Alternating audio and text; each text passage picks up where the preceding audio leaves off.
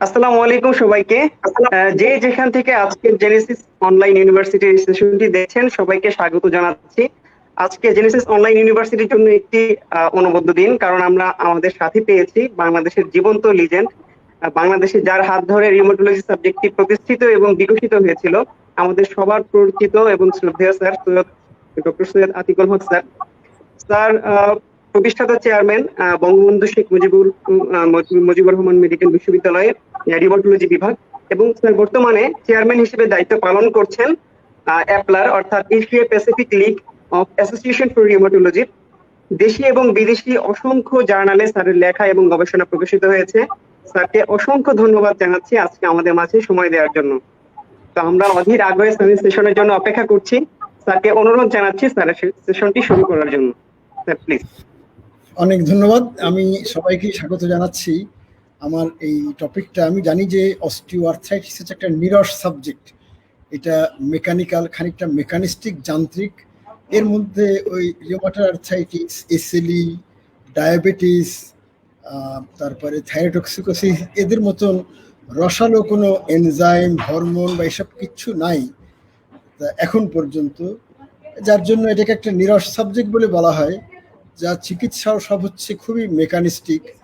তারপরেও আমাকে জেনেসিস থেকে যখন প্রস্তাব করা হলো অস্টিওআর্থ্রাইটিসের চিকিৎসার উপরেই এক লেকচারটা দিতে, তখন আমি মানে বেশ আনন্দিতই হলাম যে এই অস্টিওআর্থ্রাইটিসের মতন নিরস টপিকের শ্রোতাও এখন আছে। যদিও আমি একটু বলে রাখবো যে আসলে সত্যিকার অর্থে এই সাবজেক্টের উপর রিসার্চ হয়েছে, বিভিন্ন বডি মিলে গবেষণা করছে, নতুন নতুন রিকমেন্ডেশন দিচ্ছে, যার জন্য আমার যে বক্তব্য তার মধ্যে কিছু কিছু বক্তব্য অবশ্যই থাকবে যেগুলো আমাদের এমবিবিএস লেভেলে আমরা যেটুকু দক্ষতা বা নলেজ অর্জন করি তার সাথে পুরোপুরি সঙ্গতিপূর্ণ না। কিন্তু আবার এটাও ঠিক যে এমবিবিএস এর জ্ঞানটা আমাদেরকে কিন্তু পরবর্তী স্তরের বিষয়গুলোকে অনুধাবন করার যোগ্যতা আমাদের দিয়ে দেয়। কাজেই আমার মনে হয় যে মনোযোগ দিলে খুব কষ্ট হবে না, আমি একদম বলতে পারি। আমি এখন সবাইকে স্বাগত জানিয়ে আমি আমার স্লাইডগুলো শেয়ার করছি।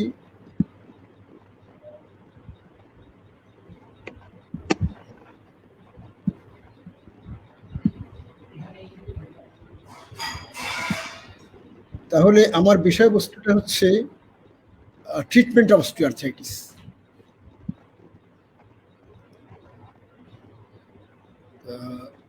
আমি এটাকে মোট 5টা ভাগে ভাগ করে বলবো। একটা হচ্ছে background, non pharmacological measures for treatment, pharmacotherapy, recommendations, মানে অন্যান্য যে সমস্ত গ্লোবাল বডি আছে তাদের রিকমেন্ডেশনগুলো কি বলে, মানে এইটাতে আমি এই থেরাপিগুলোর একটু বিশদ আলাপ করব, এবং ফাইনালি ওই বডিগুলো কি রিকমেন্ড করেন তাও বলবো, এবং এরপরে সবচেয়ে শেষে আসবে কনক্লুডিং রিমার্কস। এখন আমি যাচ্ছি ডেফিনেশন অফ অস্টিওআর্থ্রাইটিস। অস্টিওআর্থ্রাইটিসটাকে আমরা কিভাবে ডিফাইন করি, এবং এখানে আমি বলবো যে খানিকটা ওই আমরা মানে অনেক দেশ দেখেছি বিশাল সিন্ধু, দেখা হয়নি চক্ষু মেলিয়া, ঘর হতে দুটি কি পদ ফেলিয়া, একটি ঘাসের শীষের উপর একটি শিশির বিন্দু। ওই টাইপের একটা ডেফিনেশন আমি দিতে বাধ্য হই যে অস্টিওআর্থ্রাইটিস সম্পর্কে আসলে আমি দেশে বিদেশে অনেক জায়গায় তার অনেক জটিল তত্ত্বের উপর আমার লেকচার দিতে হয়েছে, কিন্তু অস্টিওআর্থ্রাইটিসকে কিভাবে ডিফাইন করব এটা যদি বলি তাহলে এই ডেফিনেশন কিন্তু ডেভিডসনের ডেফিনেশন। আমি এর চেয়ে ভালো ডেফিনেশন আর কোথাও পাইনি। আমাদের সেই চিরপরিচিত Davidson, a condition of joints characterized by focal loss of articular cartilage, মানে কার্টিলেজ লস হয় সারফেস থেকে, with proliferation of new bone, মানে অস্টিওফাইট তৈরি হয়, এই যেমন এখানে অস্টিওফাইট তৈরি হচ্ছে। তারপরে এইখানে focal loss of articular hyaline cartilage আছে। তারপরে proliferation of new bone and remodelling of the joint control with minimal or no inflammation.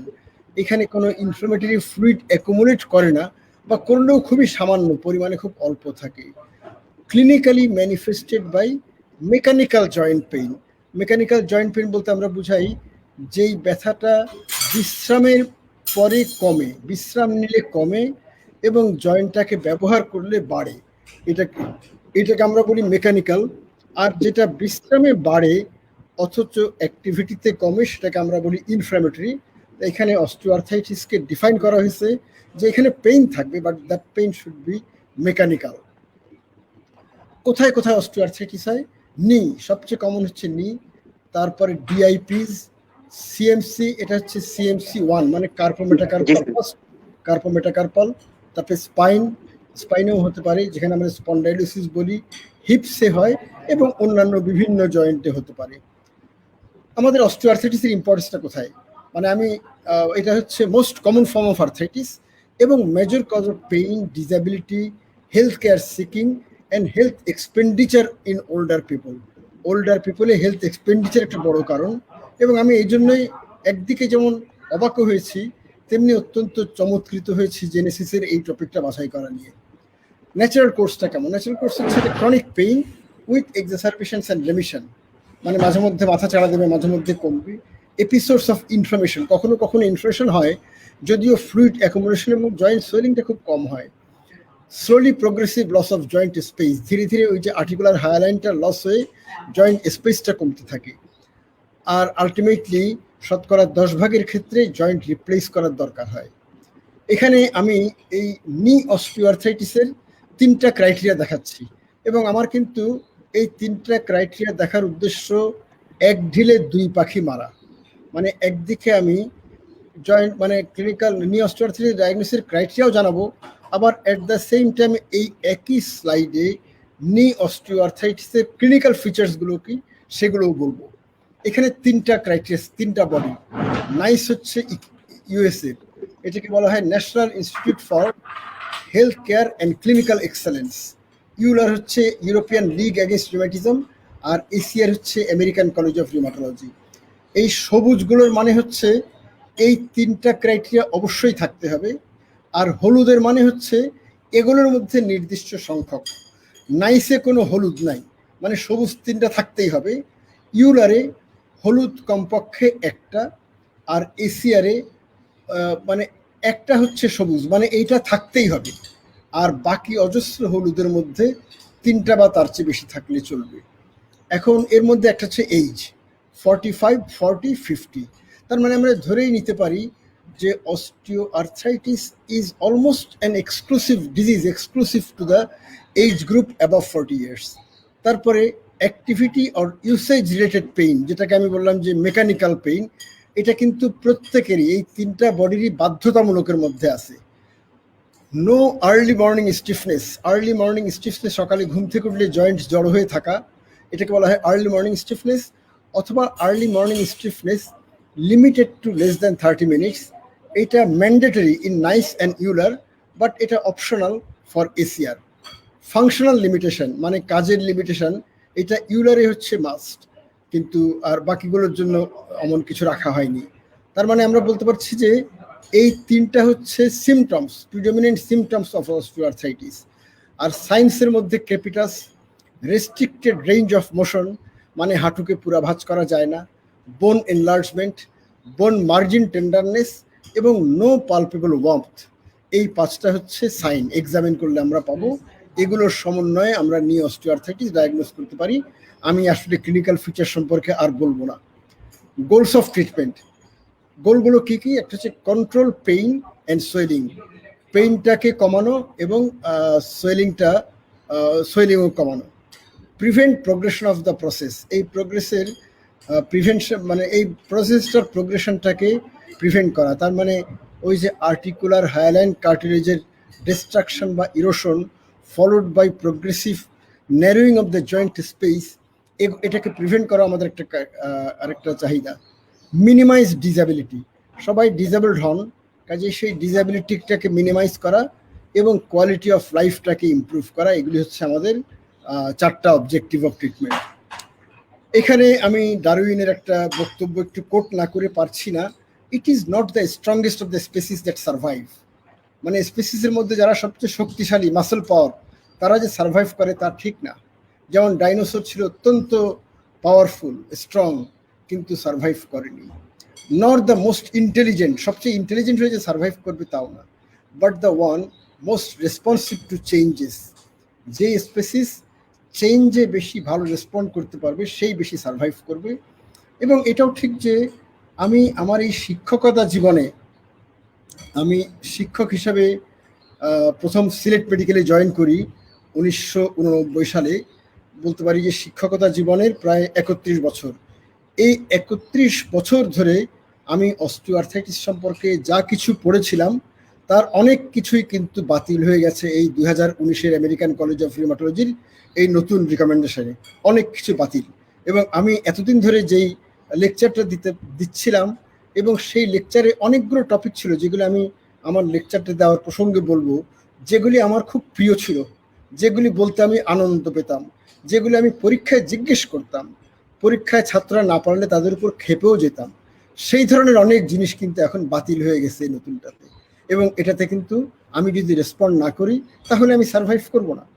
তা আমি এটার আলোকেই এই ACR 2019 this is the latest recommendation on the treatment of osteoarthritis. এবং আমি আমার আমার এই লেকচারটা প্রণয়নে বা আপডেট করাতে আমি এটাকেই ফলো করেছি সবচেয়ে বেশি। এই পিবি মেডাওয়ার তিনি ছিলেন একজন বিখ্যাত এডুকেশনিস্ট, নট মেডিকেল এডুকেশনিস্ট। ওনার বক্তব্য দিয়ে শুরু করব। আমার মনে হয় যে তোমরা সবাই জানো মরফিয়াস হচ্ছেন একজন গ্রিক দেবতা। গ্রিক যে মানে প্রাগৈতিহাসিক ধর্ম প্যাগান রিলিজিয়ান, তার দেবতা ছিলেন মরফিয়াস। তার অনেক দায়িত্ব ছিল। একটা দায়িত্ব ছিল মানুষের ঘুমকে নিয়ন্ত্রণ করা। তা এই মেডাওয়ার সাহেব বলেছেন, no sleep is so deeply refreshing as that which during lectures Morpheus invites us so insistently to enjoy. এমনকি রাত 2টার সময় মরফিয়াস আমাদের ঘুমের জন্য অত তীব্র আহ্বান জানায় না যত তীব্র আহ্বান জানায় লেকচারের সময়। কাজেই আমার এই লেকচার শুনতে শুনতে তোমরা যদি কেউ ঘুমায় পড়ো, আমি মাইন্ড করবো না, তোমাদের বাধাও দেবো না, তোমাদেরকে জায়গায়ও তুলবো না, মোটেই দুঃখও পাবো না। এখন আমি আসবো মেজর ট্রিটমেন্ট অপশনস কী কী।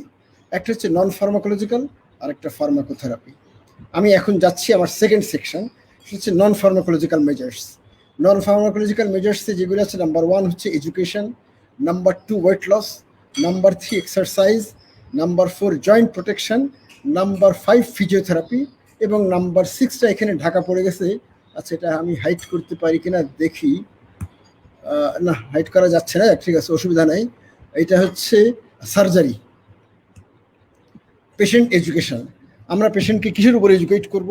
একটা হচ্ছে প্যাথোজেনেসিস ইনক্লুডিং, আমরা তাকে পেশেন্টকে প্রথমে আমাদের এডুকেট করতে হবে পেশেন্টের নিজের রোল অ্যাবাউট দ্য ট্রিটমেন্ট, মানে সেলফ ম্যানেজমেন্ট। অস্টিওআর্থ্রাইটিসের ম্যানেজমেন্টে সেলফ ম্যানেজমেন্ট অত্যন্ত গুরুত্বপূর্ণ এবং সেই গুরুত্বটা বোঝাতে হবে। এবং সেটা বোঝাতে গেলে আমাদের প্যাথোজেনেসিস বোঝাতে হবে, ইনক্লুডিং দ্য রিস্ক ফ্যাক্টরস, যে আমাদের জেনেটিক্স একটা রিস্ক ফ্যাক্টরস, ওবেসিটি একটা রিস্ক ফ্যাক্টরস, ইনজুরি এবং abuse of the respected Joints, এগুলো হচ্ছে আবার কতগুলো রিস্ক ফ্যাক্টর। এই জিনিসগুলো আমাদের রোগীকে ভালো করে বুঝাতে হবে। নেচার কি, রোগটার নেচারটা কি, ন্যাচারাল কোর্সটা কেমন, যেটা আমি আগেই বলে ফেলেছি, এবং তার আউটকামটা কি, এগুলো রোগীকে জানাতে হবে। এবং এগুলি জানানোর উদ্দেশ্য কিন্তু রোগীকে ভয় দেখানো না, এগুলো জানানোর উদ্দেশ্য রোগীর যে অ্যাডহারেন্সটাকে এনশিওর করা। তারপরে ট্রিটমেন্টের স্কোপটা কি এবং লিমিটেশনসটা কি। এখনো যে এই রোগটাকে ভালো করে দেওয়ার কোনো ওষুধ বের হয়নি। এখনো যে আমাদের সাধ্যটা হচ্ছে ব্যথাটা কমানো, অক্ষমতা কমানো, কোয়ালিটি অফ লাইফ ইমপ্রুভ করা, এবং রোগীর নি জয়েন্ট বা জয়েন্টগুলোর অ্যাফেক্টেড জয়েন্টগুলোর যে প্রোগ্রেসিভ ড্যামেজ, এটাকে প্রতিহত করা। এদ্দুরই আমরা করতে পারি, যদ্দূর করতে পারি তদ্দুরই আমরা বলবো, আমরা বাড়িয়ে বলবো না। এমনকি খুব তাড়াহুড়া থাকলেও অনেকে আমাদের চিকিৎসক ভাইরা অনেকেই যখন খুব তাড়াহুড়া আছেন, রোগীর চাপ, যখন একজন রোগী জাস্ট ওঠার সময় ওষুধ লিখে দিয়ে বিদায় নেওয়ার সময় জিজ্ঞেস করেন, স্যার আমার রোগটা ভালো হবে তো? তখন গুল মেরে অনেক সময় বলে দেন বা বলে দেই যে হ্যাঁ ভালো হবে। কারণ ভালো হবে না বললে তো আবার কিছুক্ষণ ব্যাখ্যা করতে হবে। তা মনে রাখতে হবে যে এই যে গুলটা মারলাম, এই গুলটা কিন্তু আমাদের ফিটাকে হারাম করে দেবে। কাজে আমরা কখনোই গুল মারবো না, আমরা সত্যি কথা বলেই ব্যাখ্যা করব। আমরা ট্রিটমেন্ট সম্পর্কে বলবো, অপশনগুলো কি কি, এবং নন ফার্মাকোলজিক্যাল অপশন যে একটা গুরুত্বপূর্ণ অপশন সেটা আমাদের বোঝাতে হবে।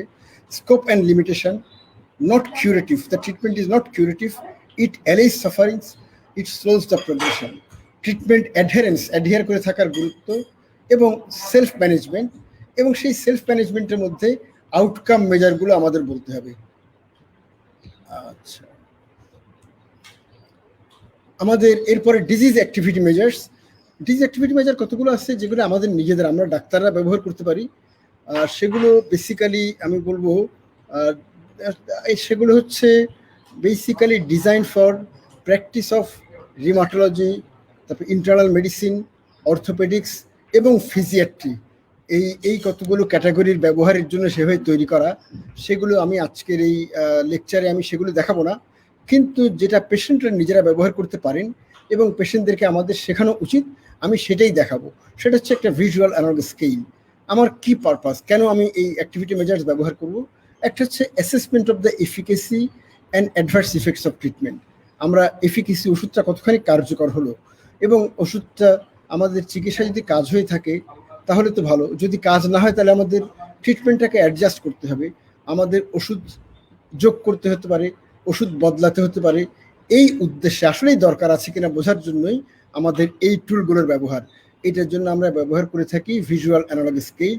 এটা কমনলি ব্যবহার করা হয় 0 to 10 পয়েন্ট স্কেল, এবং এটা দিয়ে অস্টিও আর্থ্রাইটিসের রোগীদের আমরা পেইন সিভিয়ারিটি মেজার করতে পারি এবং পেশেন্টস গ্লোবাল অ্যাসেসমেন্ট, মানে শুধু ব্যথা তো না, রোগীর এই ব্যথার সাথে ইমব্যালেন্স জড়িত হয়ে যায়, দুর্বলতা, বিভিন্ন কাজে অপারগতা, এই ধরনের অনেক কিছুই যোগ হয়ে যায়, এবং রোগী কিন্তু তার এই সমস্ত কিছু নিয়েই তার মানে গ্লোবাল অ্যাসেসমেন্ট করবেন যে তিনি কতখানি আগের চেয়ে কতখানি ভালো ফিল করছেন। তাহলে আমি যাচ্ছি পরেরটাতে। এটা আমি প্রথমত প্রাইমারিলি পেইন নিয়ে দেখাচ্ছি। 0 হচ্ছে নো পেইন, আর 10 হচ্ছে worst possible pain that the patient either has suffered in the past or the patient May imagine. এরকম একটা হাইয়েস্ট সিভিয়ারেস্ট পেইনটাকে আমরা ধরবো 10।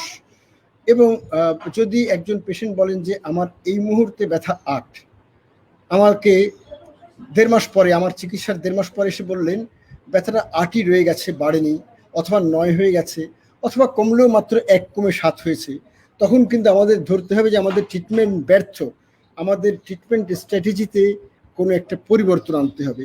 সেই পরিবর্তনগুলো আমি কিছুক্ষণ পরেই দেখাবো।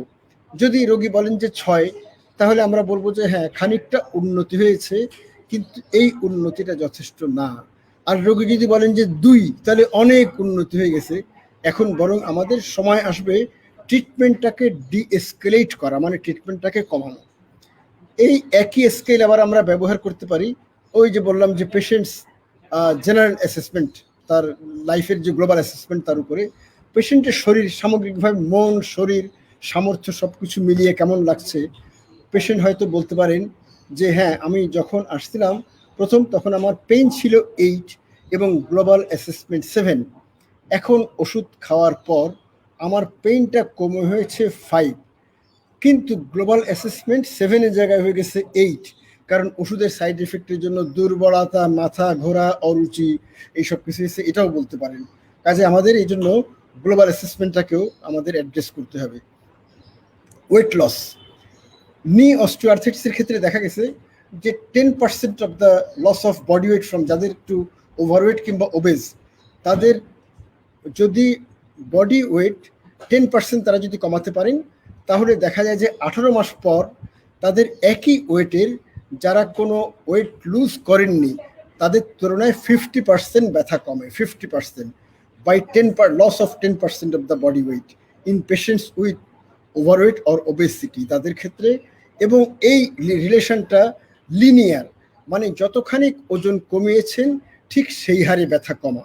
এটা কিন্তু একটা চমৎকার অবজারভেশন, যেটা বলা হয় হাইপার টেনশনে স্ট্রোকের রিস্কটা কমে with the degree of reduction of blood pressure.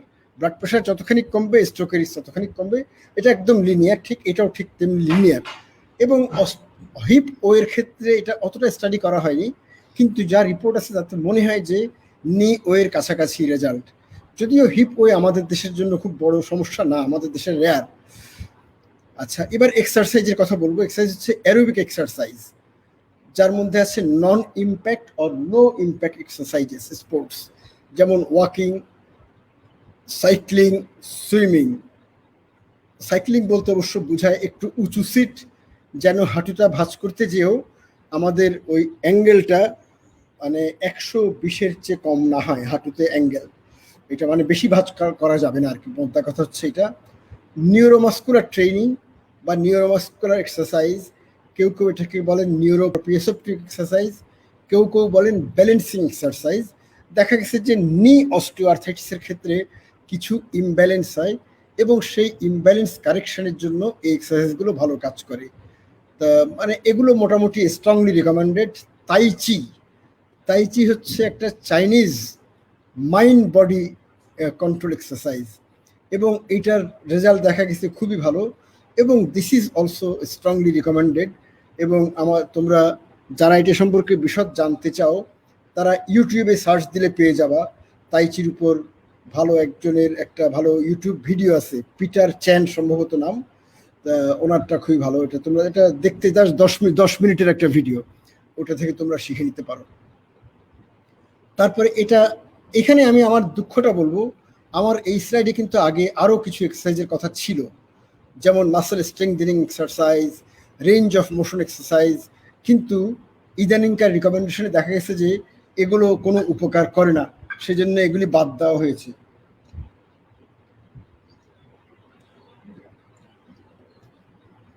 তবে কোনো অস্টিওআর্থাইটিসের রোগীর মানে ওই জয়েন্টের পাশের যে স্ট্রাকচার, টেন্ডন, তারপরে অ্যাপোনিউরোসিস, লিগামেন্ট, এগুলো সেকেন্ডারিলি আক্রান্ত হয়। যেমন নি অস্টিওআর্থাইটিসে খুব কমনলি আক্রান্ত হয় আনসেরিন টেন্ডন, মানে হাঁটুর মিডিয়াল সাইডে সার্টোরিয়াস গ্রাসাইলিস সেমিমেমব্রেনোসাস এদের টেন্ডনটা, অথবা মিডিয়াল কোলাটারাল লিগামেন্ট। যখন আক্রান্ত হবে তখন এগুলোর স্ট্রেচিং এবং এই এফেক্টেড যে মাসেলগুলোর স্ট্রেংথেনিং এক্সারসাইজ কাজ করে, এগুলো এখনো রিকমেন্ড করা হচ্ছে। ফিজিওথেরাপির মধ্যে মানে একটা জিনিস ঠিক যে ব্যায়ামগুলো ফিজিওথেরাপির পার্ট, এবং একজন ফিজিওথেরাপিস্ট এবং ফিজিয়াট্রিস্টের দায়িত্ব রোগীকে ভালো করে ব্যায়ামগুলো শিখিয়ে দেওয়া, এটা প্রধানত ওনাদেরই দায়িত্ব। এবং এইখানে যদি আমাদের ফিজিয়াট্রি কেউ থাকে, আমি তাদেরকে বলবো যে এগুলো রোগীকে শেখানোর দায়িত্বটা একটু সিরিয়াসলি গ্রহণ করা। আর আমি যদি ব্যায়ামটা বাদ দিয়ে, ব্যায়ামকে কেউ কেউ বলেন থেরাপিউটিক এক্সারসাইজ, এরপরে যদি আমরা ফিজিওথেরাপিতে যাই তাহলে আমি বলবো যে নাম্বার 1 হচ্ছে কেইন, মানে হাতে কেইন ব্যবহার করা। মানে এটা সচরাচর যাদের ইউনিল্যাটারাল নি অথবা হিপ অস্টিওআর্থাইটিস তাদেরকে বলা হয় যেই সাইডে আক্রান্ত তার অপোজিট সাইডের হাতে তাদের কেইনটা নিতে হবে।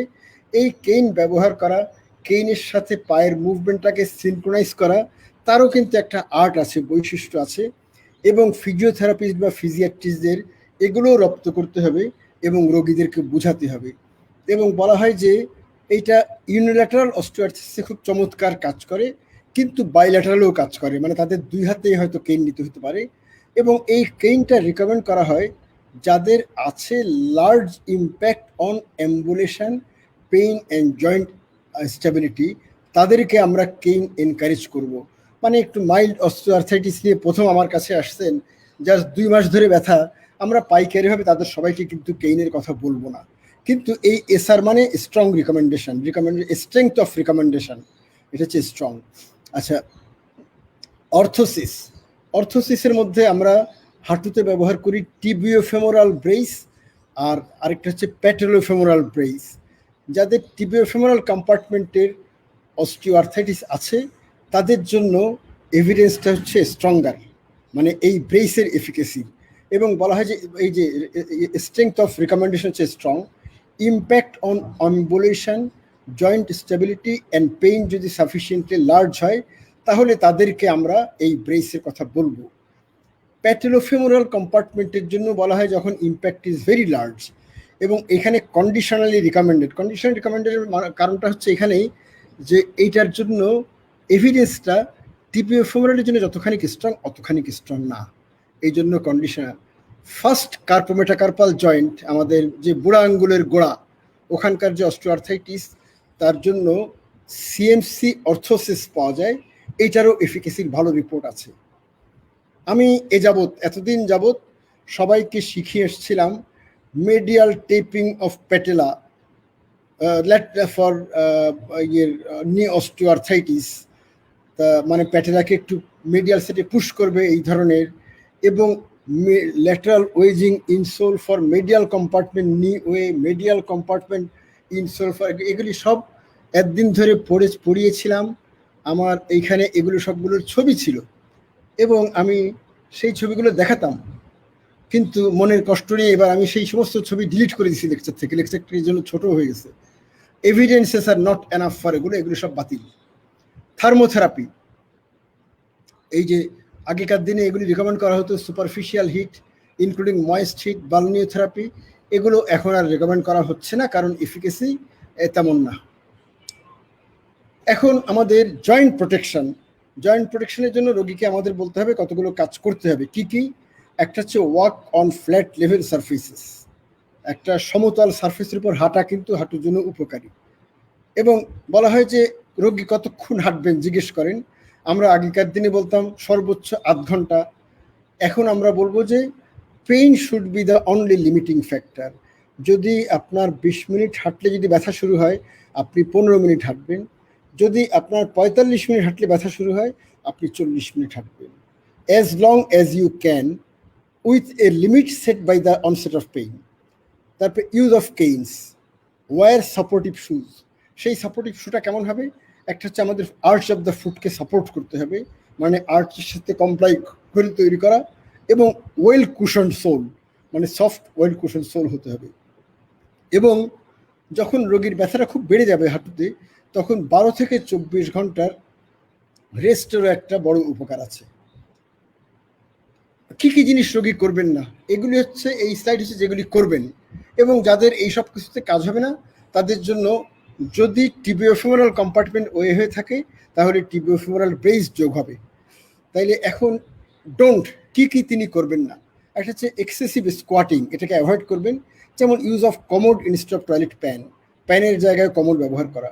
এক্সেসিভ স্টেয়ার ক্লাইম্বিং অ্যাভয়েড করবেন। জারিং মুভমেন্ট যেমন জগিংটাকে অ্যাভয়েড করবেন।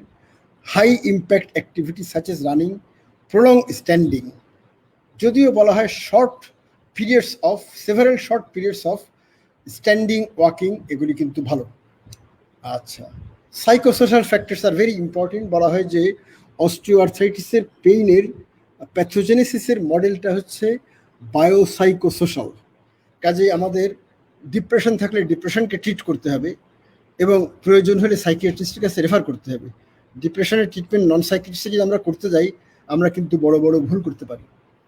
ইমপ্রুভমেন্ট অফ কোপিংটাকে ইমপ্রুভ করতে হবে, এবং কগনিটিভ বিহেভিয়ার থেরাপি, মানে রোগ সম্পর্কে, জীবন সম্পর্কে, চিকিৎসা সম্পর্কে ভুল ধারণাগুলোকে দূর করে দেওয়া। এখন আমি একটু কোপিং কিভাবে এনহান্স করব এটা একটু বুঝাচ্ছি এখানে এই স্লাইডে। Avoid negative situations and activities, increase the present activities, যেই অ্যাক্টিভিটিগুলো রোগী এনজয় করেন সেগুলো বাড়াবেন, এবং যেগুলো এনজয় করেন না, যেগুলি তাকে ডিপ্রেস করে দেয়, সেগুলোকে অ্যাভয়েড করতে হবে। তারপরে ইনফরমেশন অ্যান্ড ডিসকাস করতে হবে, যারা সায়েন্টিফিক ব্যাপারগুলো জানেন তাদের সাথে আলাপ করতে হবে, আলাপে অংশ নিতে হবে। To alter beliefs about and perspectives on OA, এগুলির উপর ডিসকাস করতে হবে। Reducing or avoiding catastrophizing and maladaptive pain behaviour, মানে ব্যথাকে অনেকে এক্সাজারেট করে বলেন, যে জিজ্ঞেস করলাম ব্যথাটা কেমন, বলে যে স্যার সাংঘাতিক ব্যথা অথবা প্রচণ্ড ব্যথা, এবং যখন এই কথাগুলো বলেন তখন একটা অ্যাকসেন্টটাকে পরিবর্তন করে দিয়ে যে বোঝাই যাচ্ছে যে তিনি ব্যথার তীব্রতাটাকে আমাদের মধ্যে একটু ইমপ্রেস করতে চাচ্ছেন আমাদেরকে এটা দিয়ে।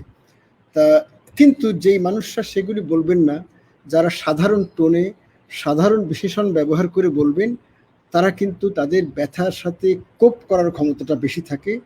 এবং এটাও ঠিক যে এই যে ক্যাটাস্ট্রফাইজিংয়ের স্বভাব, একজন মানুষকে কিন্তু বলে বুঝিয়ে এই স্বভাবটাকেও কিন্তু নিয়ন্ত্রণে আনা সম্ভব। এই স্বভাবটা কিন্তু মজ্জাগত না, এই স্বভাবটা জেনেটিক না, জেনেটিক্যালি ডিটারমিন না, এটাকে বদলানো সম্ভব। ইমেজারি অর ডিস্ট্রাকশন টেকনিক্স, মানে যখন ব্যথায় রোগী একজন কষ্ট পাচ্ছেন, তখন তিনি যদি কিছু কল্পনায় কিছু দৃশ্য যদি কল্পনা করেন, যেমন হয়তো কেউ মানে একটা গান পছন্দ করেন, সেই গানটা কল্পনার কানে সেই গানটা শুনবেন। কেউ হয়তো কোরআন শরীফের একটা আয়াত পছন্দ করেন, সেই আয়াতটা আওড়ালেন।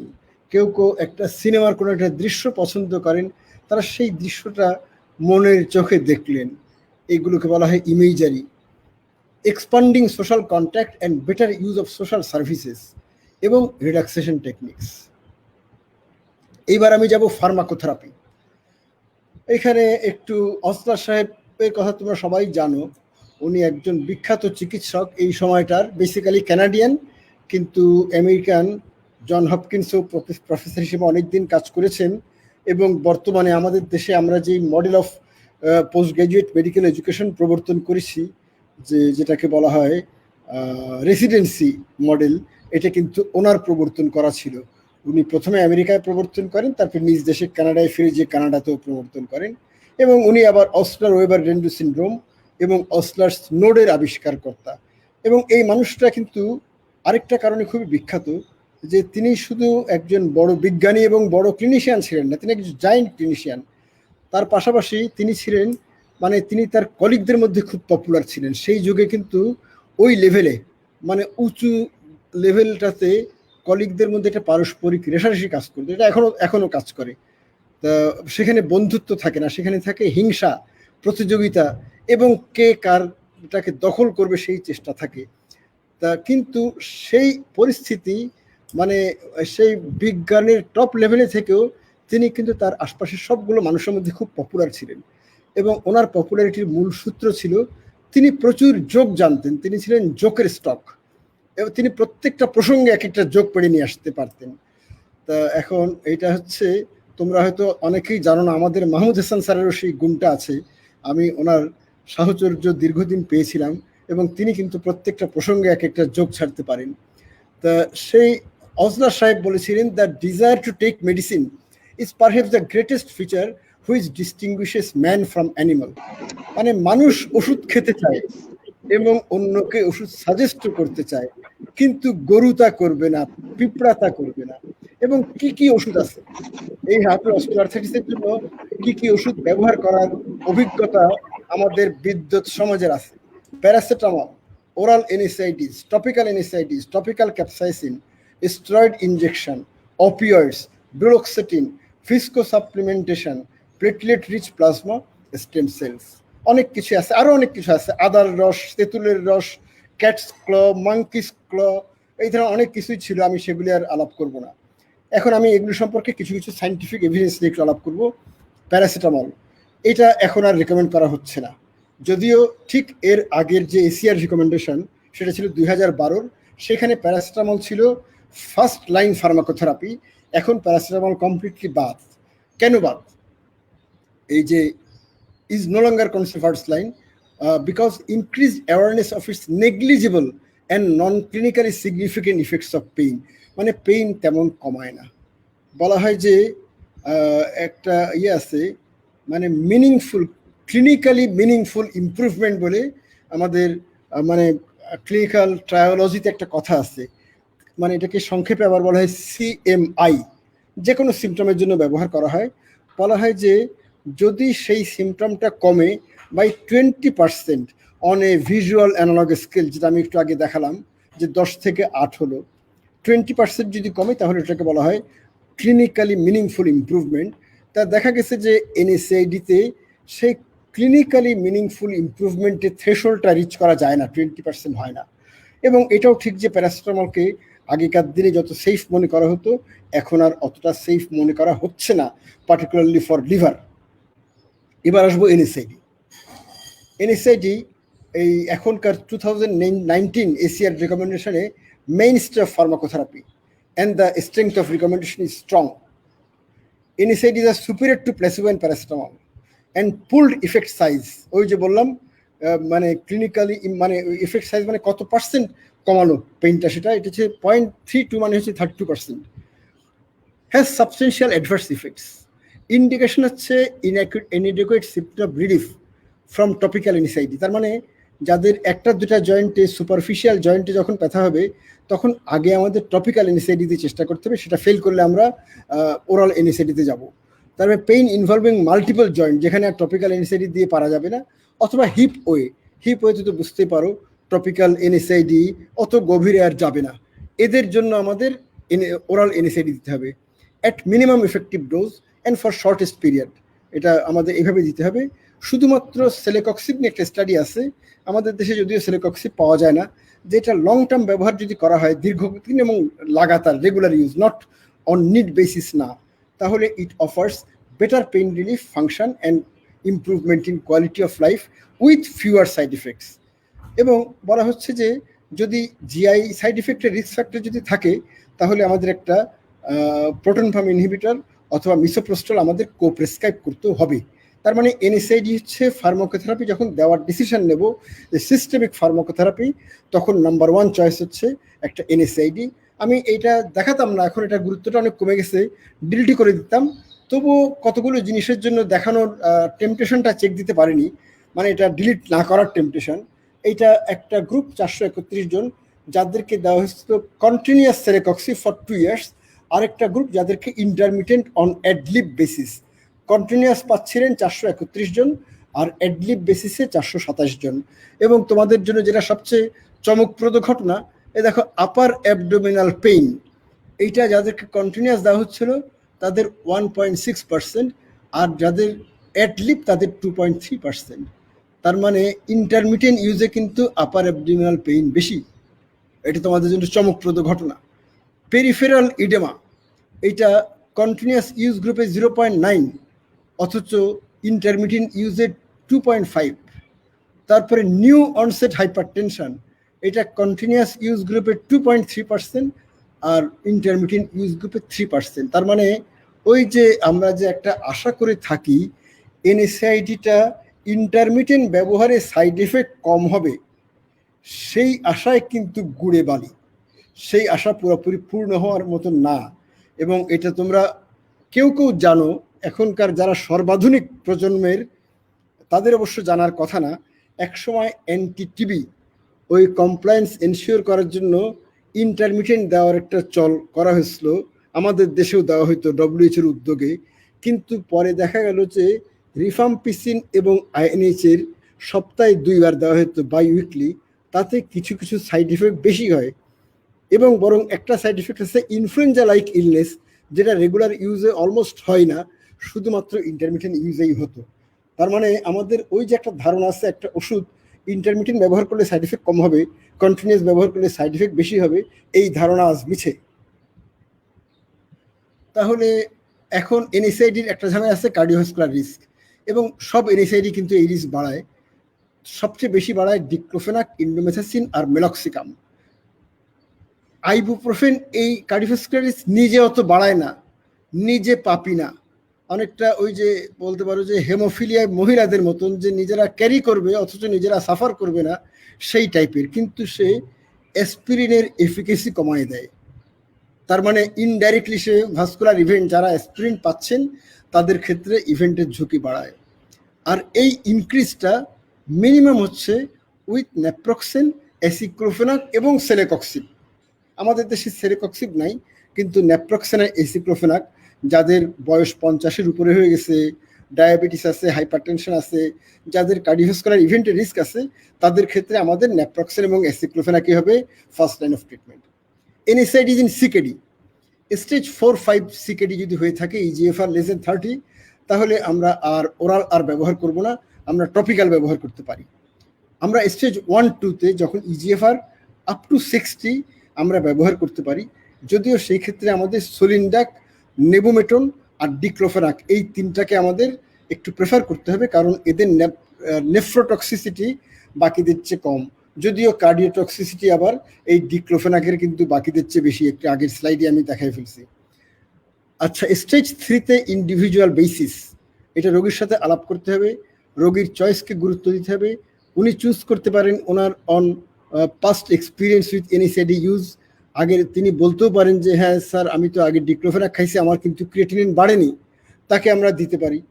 আর topical NSAID may be used at any stage, stage 5-এও আমরা দিতে পারি topical NSAID.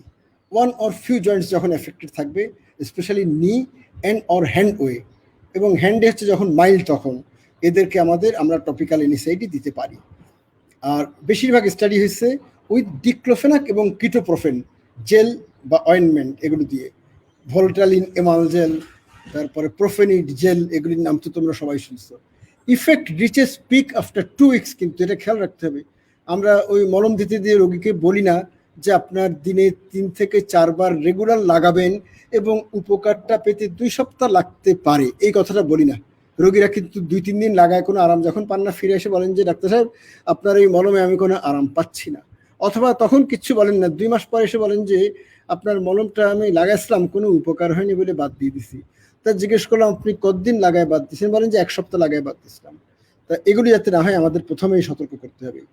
ACR 2019 strongly recommend করে consider prior to oral NSAID, মানে ওরাল এনএসআইডির আগে ব্যবহার করতে হবে। কাদের কাদের ক্ষেত্রে সেটা আমি আগেই বলে ফেলছি যে নি way, hand way, way confined two a limited number of Joints, এগুলো, এবং হিপে অবশ্যই না। Maybe the choice in CKD এবং এলডারলি, যাদের সিকেডি আছে, এলডারলি আছে, তাদের ক্ষেত্রে আমরা ওরাল এনএসআইডি দিচ্ছে, এটাকে আমরা চয়েস হিসেবে ব্যবহার করব, মানে whatever maybe the condition, except of course except hip OA. Topical capsaicin, এটা আসলে ACR 2009-এ এটা মোটামুটি রিকমেন্ড করেনি বলতে পারি। Small effect size and wide confidence interval, use may be limited by common local side effect. Local side effect মানে burning, এটা তো বলতে পারো মরিচের থেকে তৈরি, মরিচের ঝাল সে চামড়ার উপরও ঝাড়ে। Mild OA localize to the knee or a few other joints in whom other treatments are ineffective or contraindicated, শুধুমাত্র তাদের জন্য ACR American College of Rheumatology conditionally recommend করছে, কন্ডিশনালি। যাদের অন্যান্য ট্রিটমেন্টে কাজ হয়নি অথবা কন্ট্রাইন্ডিকেটেড তাদের জন্য টপিক্যাল ক্যাপসাইসিন। এটাও কিন্তু মলম লাগাতে লাগাতে বেশ কাজটা, ইফেক্টটা বুঝতে সময় লাগে। এবার আসবো অপিওয়েড। অপিওয়েডে ACR 2019 মানে লেটেস্টটা, এটাও কিন্তু কন্ডিশনালি রিকমেন্ড করছে এবং লং টার্ম 3 to 12 মান্থস লাগাতার ব্যবহার রেকমেন্ড করা হয়েছে। ইফেক্ট সাইজ অত্যন্ত হাই, 0.78, কিন্তু side effects are also very common. Nausea 30%, constipation 23%, dizziness 20%, somnolence 18%, vomiting 13%, এবং অ্যাডভার্স ইফেক্ট রিলেটেড উইথড্রল, মানে ওষুধ বন্ধ করতে রোগী বাধ্য হচ্ছেন, আমাদেরকে এসে জানাচ্ছেন, অথবা আমাদেরকে বলার পর আমরা বন্ধ করে দিতে বাধ্য হচ্ছি, এমন রোগীর প্রপোর্শনটা হচ্ছে 25%। তা এখন আমাদের এই ট্রামাডলের সাইড ইফেক্ট ফেস করনি, আমার শ্রোতাদের মধ্যে এমন কেউ আসো কিনা, থাকলে নিজেকে আনমিউট করে নিজের নামটা বলতে পারো যে স্যার আমি ট্রামাডলের সাইড ইফেক্টওয়ালা কোনো রোগী জীবনে কখনোই দেখিনি। কেউ কি আছো? না, মনে হচ্ছে কেউ নাই। ঠিক আছে, তাহলে এখন শুরু করব কীভাবে? শুরু করব 25 মিলিগ্রাম পার ডে, এবং আমরা 5 দিন পর পর গ্র্যাজুয়ালি বাড়াবো, এবং ম্যাক্সিমাম রিকমেন্ডেড ডোজ হচ্ছে 400 মিলিগ্রাম। আমরা বেশিরভাগ ক্ষেত্রে 200 মিলিগ্রামে যথেষ্ট ইফেক্ট পাই এবং এর চেয়ে বেশি আর বাড়াই না। এবং খেয়াল রাখতে হবে ACR 2019 does not recommend non tramadol opiate. Non tramadol ওপিয়েটগুলোকে কিন্তু রিকমেন্ড করা হয় না, করেনি, তোমরা এটা খেয়াল রাখবা। কারণ এটা আমাদেরকে অনেকেই প্রশ্ন করে যে ফেন্টানিল প্যাচ আমরা ব্যবহার করব কিনা। আমি পরিষ্কার উত্তর দিতে পারি যে আমাকে ACR 2019 এটা রেকমেন্ড করে নাই। আচ্ছা, duloxetine, efficacy demonstrated in randomized controlled trial, modulation of pain inhibitory pathway, pain inhibitory pathway গুলোকে মডুলেট করে through inhibition of serotonin and norepinephrine reuptake prevent করে, আমাদের নিউরো টার্মিনালে সিরোটোনিন নরএপিনেফ্রিনের অ্যাভেলেবিলিটি বাড়ায় দেয়। এইভাবে আমাদের পেইন প্রোপাগেশনটাকে, মানে বলতে পারি যে আমরা centripetal propagation of the pain sensation along the pain pathway, এইটাকে ইনহিবিট করে দেয়। মানে বলতে পারো যে পেইনটা ডিসেন্ড করতেছে সেন্সরি নিউরন দিয়ে, যা গেল ওই যে আমরা বলি না নিউক্লিয়াস কিউনেটাস এবং নিউক্লিয়াস কি জানি গ্রাসাইলিস, সেইখান থেকে সেন্সরি ডিকাসেশন হয়ে উল্টা দিকে গেল, থ্যালামাসে গেল। এখানে যে কোনো একটা সিনাপসে এপিনেফ্রিন, নরএপিনেফ্রিন এবং সিরোটোনিন বেড়ে যে প্রোপাগেশনটাকে টুটি চেপে ধরতে পারে, যে ব্যথাকে আর প্রোপাগেট করতে দেবে না। রিকমেন্ডেড ইন কন্ট্রাইন্ডিকেশনস টু NSAID, যাদের NSAID-তে কন্ট্রাইন্ডিকেশন আছে তাদের ক্ষেত্রে আমরা ব্যবহার করব, যাদের আনস্যাটিসফ্যাক্টরি রেসপন্স টু NSAID তাদের ক্ষেত্রে ব্যবহার করব, এবং যাদের কনকমিটেন্ট ডিপ্রেসিভ ডিসঅর্ডার আছে তাদের ক্ষেত্রে ব্যবহার করব। এটা হচ্ছে আমাদের ডুলোক্সেটিন সম্পর্কে। কিন্তু এটাও ঠিক যে আদার যে এসএসআরআই যেমন ফ্লুক্সেটিন, তারপরে ফ্লুভাক্সামিন, এগুলোর other SSRIs may be used as alternatives depending on the comorbidities. ওই অন্য কোমরবিডিটির উপর নির্ভর করে, যেমন অনেকেই বলেন যে যদি ইরিটেবল বাউল সিনড্রোম যদি কনস্টিপেটিং টাইপ হয় তাহলে আমরা প্যারক্সিটিন দিতে পারি, যদি অ্যাবডোমিনাল ব্লোটিং টাইপ হয় তাহলে আমরা সিটালোপ্রাম দিতে পারি। তাই একজন রোগীর যদি এরকম আইবিএস থাকে তাকে আমরা ড্রোক্সিটিন না দিয়ে আমরা সিটালোপ্রাম কিংবা প্যারক্সিটিনও দিতে পারি। আবার একটু বুড়া মানুষ, কিউটি প্রলঙ্গেশন হবে কিনা ভয় আছে, তখন আমরা এইটা না দিয়ে, আমরা জানি যে কিউটি প্রলঙ্গেশন সবচেয়ে কম হয় মিট্রাজেপিন, আমরা মিট্রাজেপিনও দিতে পারি। এবার আসবো intraarticular steroid. Effect size is 0.7 but short lived, more effective in patients with effusion, যাদের জয়েন্টে ইফিউশন থাকে তাদের ভালো কাজ করে। মডারেট টু সিভিয়ার পেইন, কাদেরকে দেবো? Moderate two severe pain, not control with oral NSAID, মানে আগে টপিক্যাল এনএসআইডিতে চেষ্টা করব, তারপরে ওরাল এনএসআইডিতে চেষ্টা করব, তাতেও কাজ না হলে তখন আমরা আইএ স্টেরয়েড দেবো। মানে আসলেন প্রথমেই আইএ স্টেরয়েড দিয়ে দেবো তা না, তবে যদি কারো ইফিউশন বেশি থাকে এবং আমি যদি শিওর হই যে this is osteoarthritis, this is not a super added মানে রিউমাটয়েড আর্থ্রাইটিসের জন্য না, তখন আমরা সেখানে ইন্ট্রাআর্টিকুলার স্টেরয়েড দিয়ে দিতে পারি। ফ্রিকোয়েন্সি অফ ইউজ আমরা কতবার দিতে পারবো? বলা হয় যে not repeated within 4 to 6 months, 4 থেকে 6 মাসের মধ্যে আর রিপিট করা উচিত না। এবং কোনো কোনো অথরিটি দাবি করেন যে জীবনে 4 বারের বেশি একটা জয়েন্টে ইনজেকশন না দেওয়া ভালো, এবং হিপের ক্ষেত্রে এটা আল্ট্রাসোনো গাইডেড দিলে বেশি ভালো। আচ্ছা, এখন আমাদের বলা হয় যে ট্রায়ামসিলোনন হেক্সাসিটোনাইডটা হচ্ছে ইন্ট্রাআর্টিকুলার ইনজেকশনের জন্য সবচেয়ে ভালো, কারণ এইটা ক্রিস্টালাইজ করে না। আমাদের ক্রিস্টাল অ্যাসোসিয়েটেড পেইন একটা আছে, এবং এটা থেকে যে ডিসপারশন, ডিজলভ করা জয়েন্ট ফ্লুইডের মধ্যে, এটা মোর গ্র্যাজুয়াল এবং ইরাটিক না। এই জন্য ট্রায়ামসিলোনন হেক্সা, কিন্তু আমাদের দেশটা পাওয়া যায় না, আমরা ট্রায়ামসিলোনন অ্যাসিটোনাইড দেবো, বাট নট মিথাইল প্রেডনিসোলন। আমাদের দেশে কিন্তু পাইকারিভাবে দেশ জুড়ে বেশিরভাগ ডাক্তারি জয়েন্ট ইনজেকশন দেন মিথাইল প্রেডনিসোলন, তা আমরা দেবো না। এইবার আসবো আমরা মহান visco supplementation, intraarticular visco supplementation. Onset delayed but more prolong than IA steroid, but effect size is small. আমি এর পরের স্লাইড এটা সম্পর্কে আরেকটু বিশদভাবে বলবো। Administration is cumbersome, local adverse effects are common, expensive, দাম অনেক বেশি, এত বেশি যে ওইটুক ইফেক্ট সাইজের জন্য জাস্টিফায়েবল হবে কিনা এটা নিয়ে আমাদের বিদ্যুৎ সমাজের বিশাল প্রশ্ন আছে, প্রশ্নবোধক চিহ্ন। এবং তারা বলছেন যে should not be routinely used. এরপরে আমি আসতেছি যে আমাদের দেশে যেটা পাওয়া যায় visco supplement, intraarticular hyaluronic acid. মানে আমরা তো মোটামুটি বলা যায় যে কোম্পানির চাপে পড়ে এটা যথেষ্ট ব্যবহার করি। এটা সম্পর্কে আমাদের জ্ঞানী বিজ্ঞানীরা কি কথা বলেন, আমাদের বড় বড় প্রফেসররা। In a meta analysis with trials with low risk of bias, মানে ট্রায়ালের আবার কতগুলো আসছে, রিস্ক অফ বায়াস কিরকম, মানে বলা হয় যে ইন্ডাস্ট্রি স্পন্সর যদি হয় তাহলে বায়াস বেশি, আর যদি ইন্ডাস্ট্রি স্পন্সর না হয়ে আমেরিকান ওই যে এনআইএইচ স্পন্সর যদি হয়, অথবা ইউকেতেও এরকম ওই এনএইচএস স্পন্সর যদি হয়, তাহলে সেগুলোর রিস্ক অফ বায়াস কম। আবার রেজাল্টগুলোকে একটা ফানেল প্লটে সাজানো হয়, স্ট্যাটিস্টিশিয়ানরা করেন ফানেল প্লট অ্যানালাইসিস, ওইটা দেখেও কিন্তু তারা বুঝতে পারেন যে এখানে কিছু বায়াসড ফাইন্ডিং আছে। তাহলে in a meta analysis with trials with low risk of bias, effect size of intraarticular hyaluronic acid compare to normal saline injection, normal saline approach 0, এটা কিন্তু খেয়াল রাখতে হবে। মানে তার মানে কোনো কাজই করে নাই। The finding that best evidence fail to establish a benefit and that harm may be associated with this injections. এই জিনিসগুলোকে মাথায় রেখে এসসিআর বলছে যে may be viewed more favourably than offering no intervention. মানে যেই রোগীদেরকে আমাদের আগের সব কিছু দেওয়া হয়ে গেছে, আর কিছু অফার করার পথও নাই, হয়তো বলতে হবে আপনি অর্থোপেডিক সার্জনের কাছে যান, আপনার অপারেশন লাগবে, কিন্তু রোগীও অপারেশনে রাজি না বা অপারেশনের জন্য ফিট না, এই ধরনের সিচুয়েশনে, এবং আমরা with inadequate response to non pharmacological therapy topical and oral NSAID plus intraarticular steroid সব কিছু ফেল করে গেছে, আমার বাকি সব শর্ত পূরণ হয়ে গেছে, তখন আমরা তাদেরকে এই ইন্ট্রাআর্টিকুলার হায়ালুরোনিক অ্যাসিড দিতে পারি।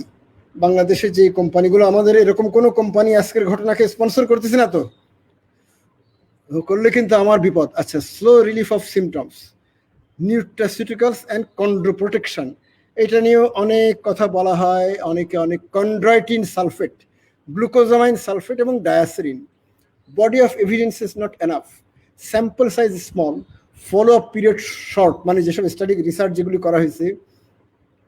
স্ট্রাকচার মডিফাইং ইফেক্ট, মানে ওই যে জয়েন্ট স্পেস ন্যারোয়িং কতখানি হলো 2 বছরের মাথায় এই ট্রিটেড গ্রুপে আর প্লেসিবো গ্রুপে, এটা দেখায় কিছু কিছু স্টাডি দেখাইছে যে স্পেসিং এদের যাদেরকে এগুলি দেখাচ্ছে তাদের কম।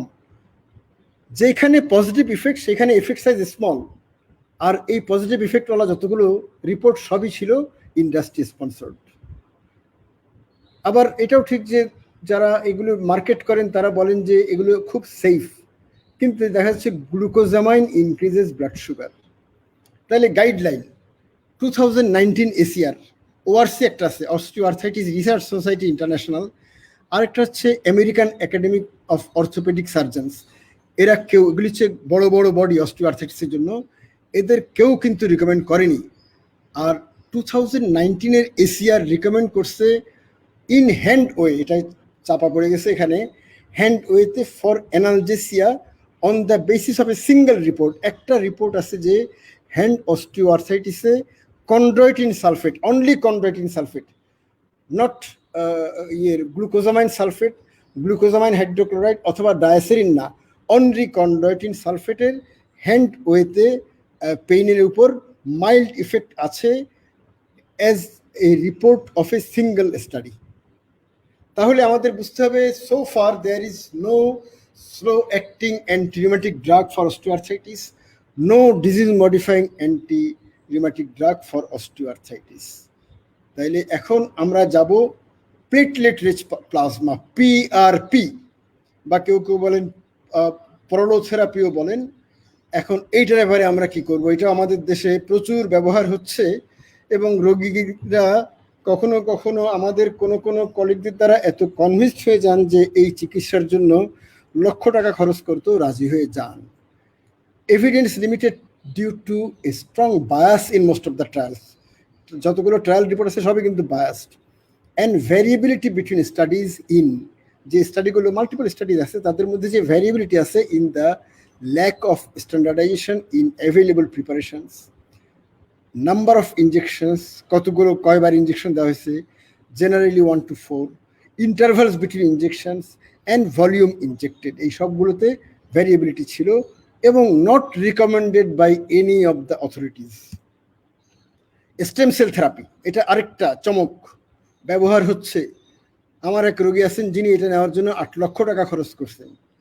এসিআর 2019 এটা রিকমেন্ড করছে স্ট্রংলি এগেইনস্ট, মানে vehemently opposed to. Why? Heterogeneity and lack of standardization in available preparations of stem cell injections as well as techniques used. তারপরে মেজেনকাইমাল স্টেম সেলের উপর একটা কোরিয়ান একটা রিপোর্ট আছে, umbilical cord mesenchymal stem cell approve করা হয়েছে কোরিয়াতে। আবার এটাও ঠিক যে একটা কন্ডিশন আছে যেটাকে বলা হয় অস্টিওকন্ড্রাইটিস ডিসেকান্স, এটা একটা অর্থোপেডিক কন্ডিশন, এইটা ওই বোনের টার্মিনালের একটা ইনফ্লেমেশন এবং নেক্রোসিস হয়ে যায়। তা এখন এইখানে এই মেজেনকাইমাল স্টেম সেল ইনজেক্ট করা হয়, একটা পার্ট অফ ট্রিটমেন্ট, আলটিমেটলি অনেকেরই সার্জিক্যাল ট্রিটমেন্ট দরকার হয়। তা এর উপর ভিত্তি করে এগুলো দেওয়া হচ্ছে অস্টিওআর্থ্রাইটিসে, কিন্তু এখন পর্যন্ত রিকমেন্ডেড করা হয়নি। লিগাল ইস্যুজ আছে, নিডস ফার্দার রিফাইনমেন্ট এবং not recommended by any of the authorities. তাহলে আমার একটু তোমাদের সবাইকে অ্যালবার্ট ক্যামুর কাছে নিতে হবে। ক্যামু সাহেব বলছিলেন, truth like light is blinding, মানে চোখটাকে ধাঁধায় দেয়, অন্ধ করে দেয়। লাইজ মানে মিথ্যা কথা, on the other hand are a beautiful dusk, একটা সুন্দর সন্ধ্যা, গধূলি, which enhances the value of each object, যেটা প্রত্যেকটা অবজেক্টের ভ্যালুকে অনেক বাড়ায় দেখায়।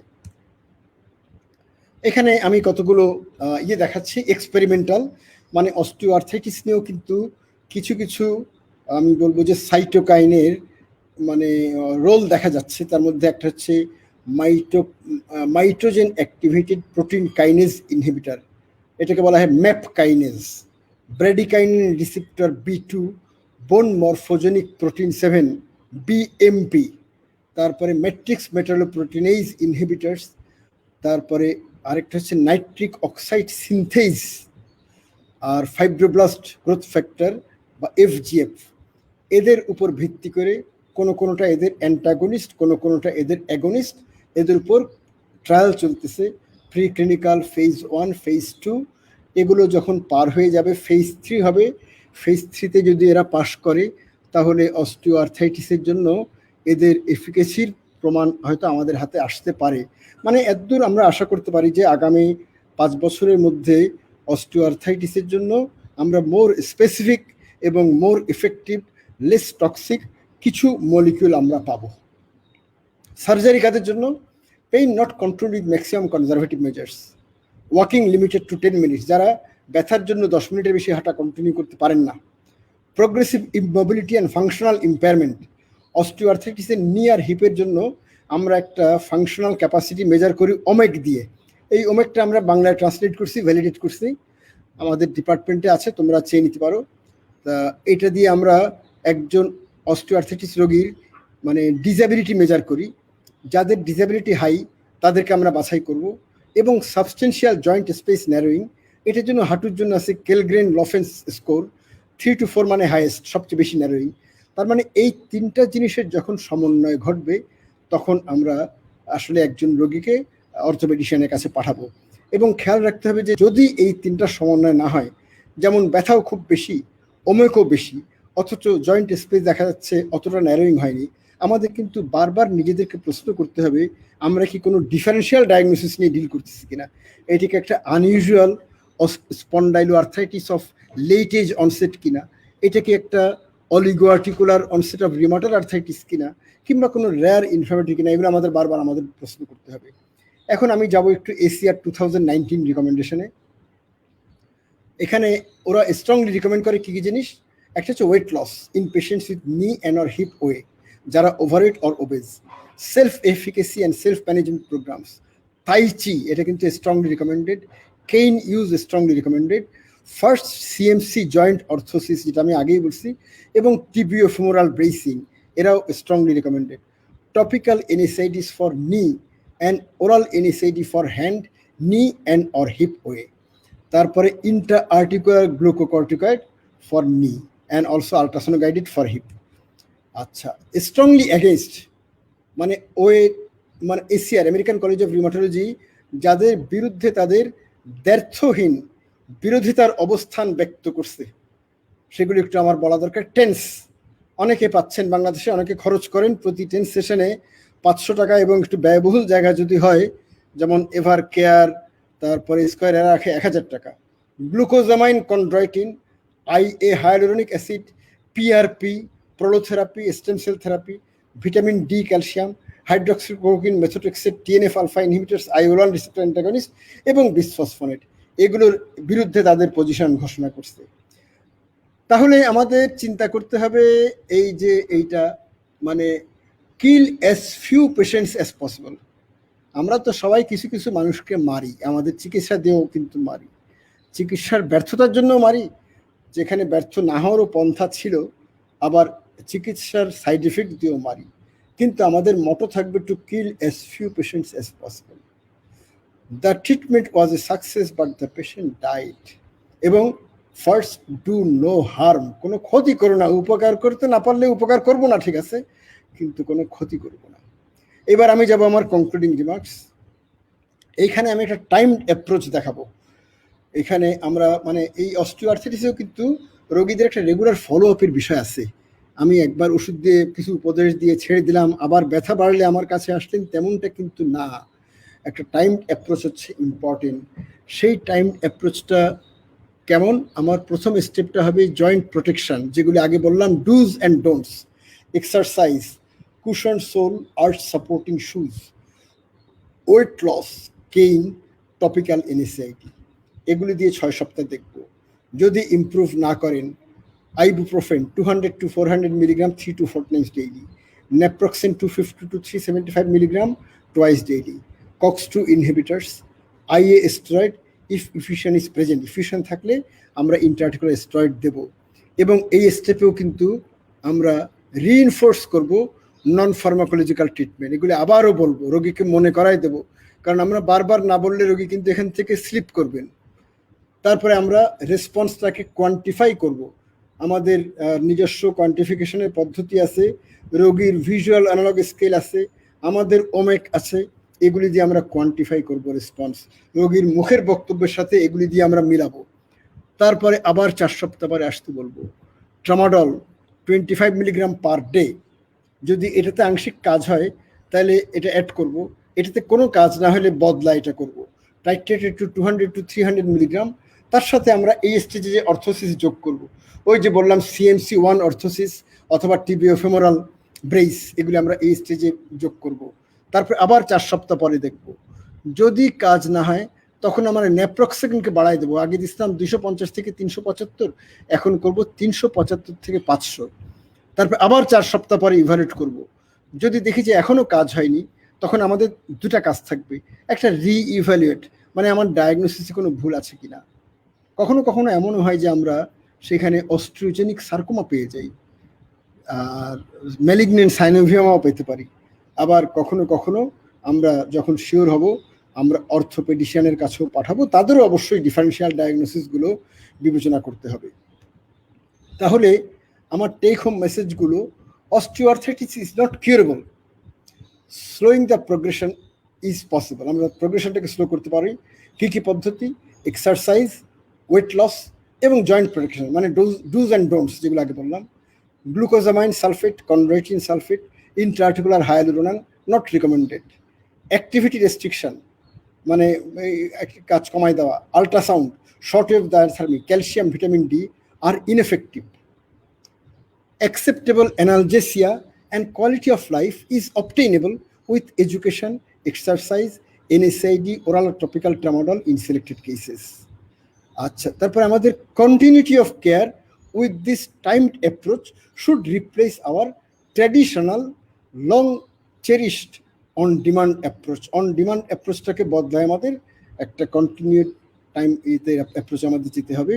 এখানে আমি একটা সুন্দর আর্ট, হাতুর অস্টিওআর্থ্রাইটিস একজন বিখ্যাত শিল্পীর আর্ট, এই ছবিটা আমি করতে চাচ্ছি। এখন আমার মনে হয় তোমরা কেউ যদি একটু নিজেদেরকে আনমিউট করে আমাকে বলতে পারো যে এই ছবিটা দিয়ে কি মিন করা হয়েছে, তাহলে আমি সত্যি বিশ্বাস করব যে আমার লেকচারটা তোমরা আসলে এনজয় করছো। বলো, কে বলতে পারবো? এনিওয়ান?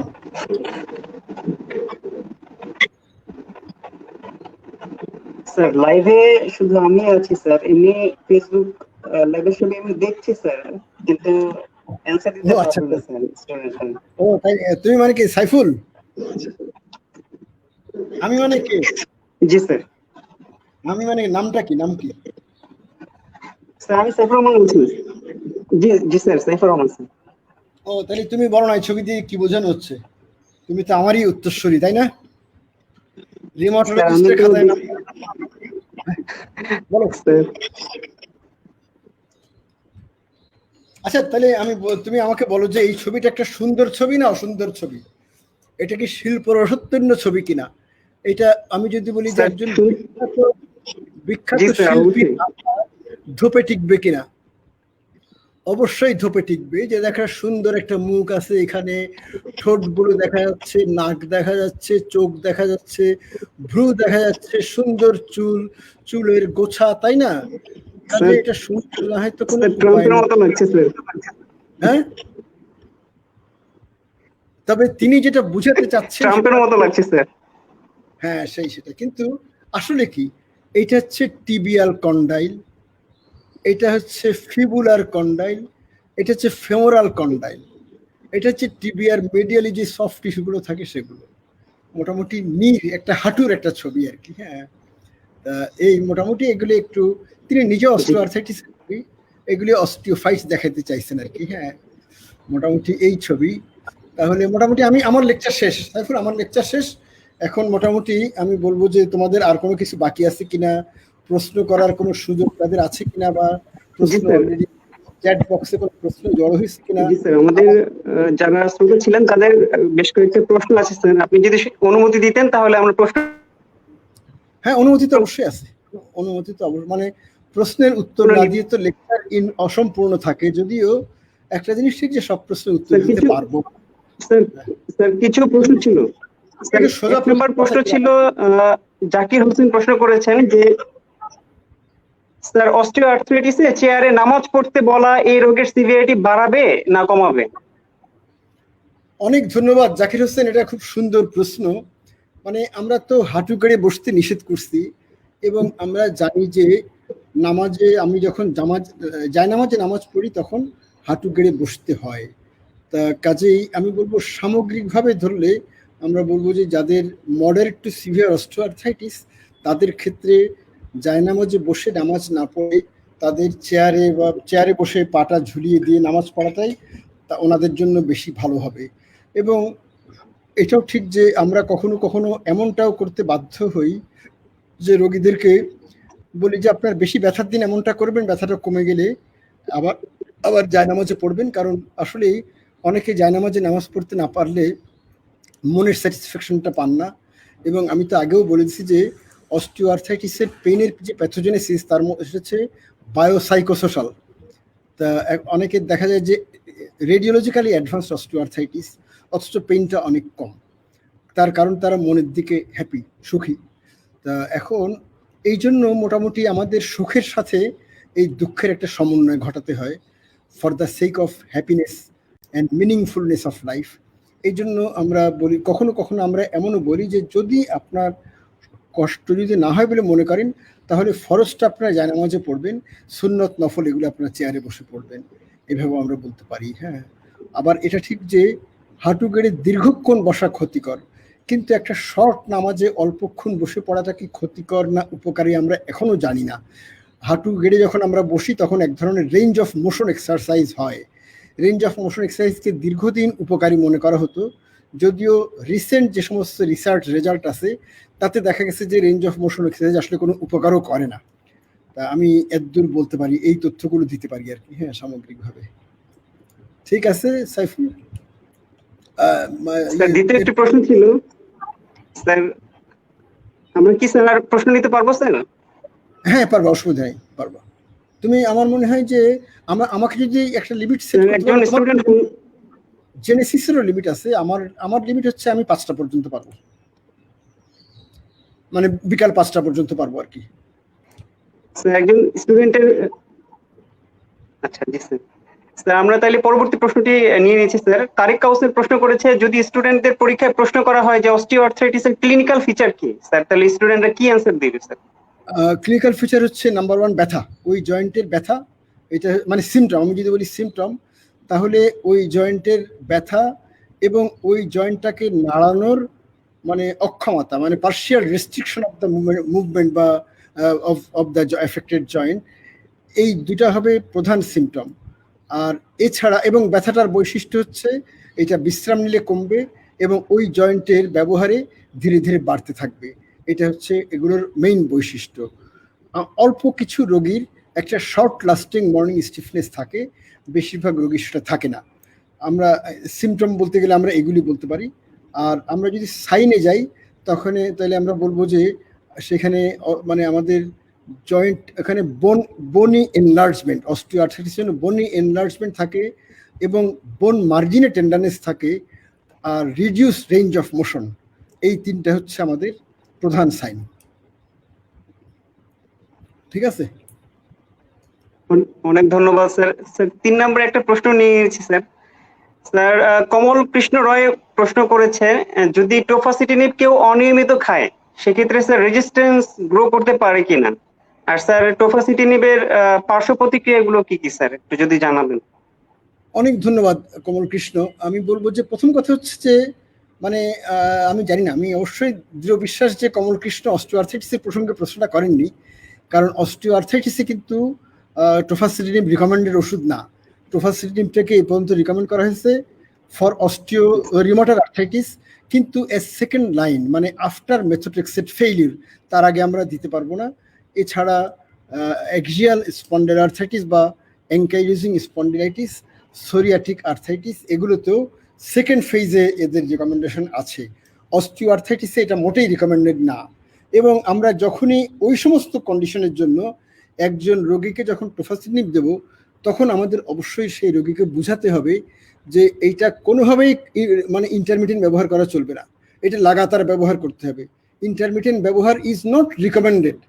কিন্তু যদি কোনো রোগী আমাদেরকে এসে বলেন, আমাদের শত বোঝানো সত্ত্বেও যদি আমাদেরকে এসে বলেন যে আমি রেগুলার খাইনি, মাঝে মধ্যে খেয়েছি, একটু ভালো লাগলে এক সপ্তাহ বাদ দিয়ে গেছি, তাহলে আমাদের প্রথমত নিজেদেরকে প্রশ্ন করতে হবে আমাদের কি পেশেন্ট এডুকেশনের ডিফেক্ট ছিল কিনা, মানে আমাদের নিজেদেরকে প্রশ্ন করা আমার নিজের কোনো ভুল ছিল কিনা।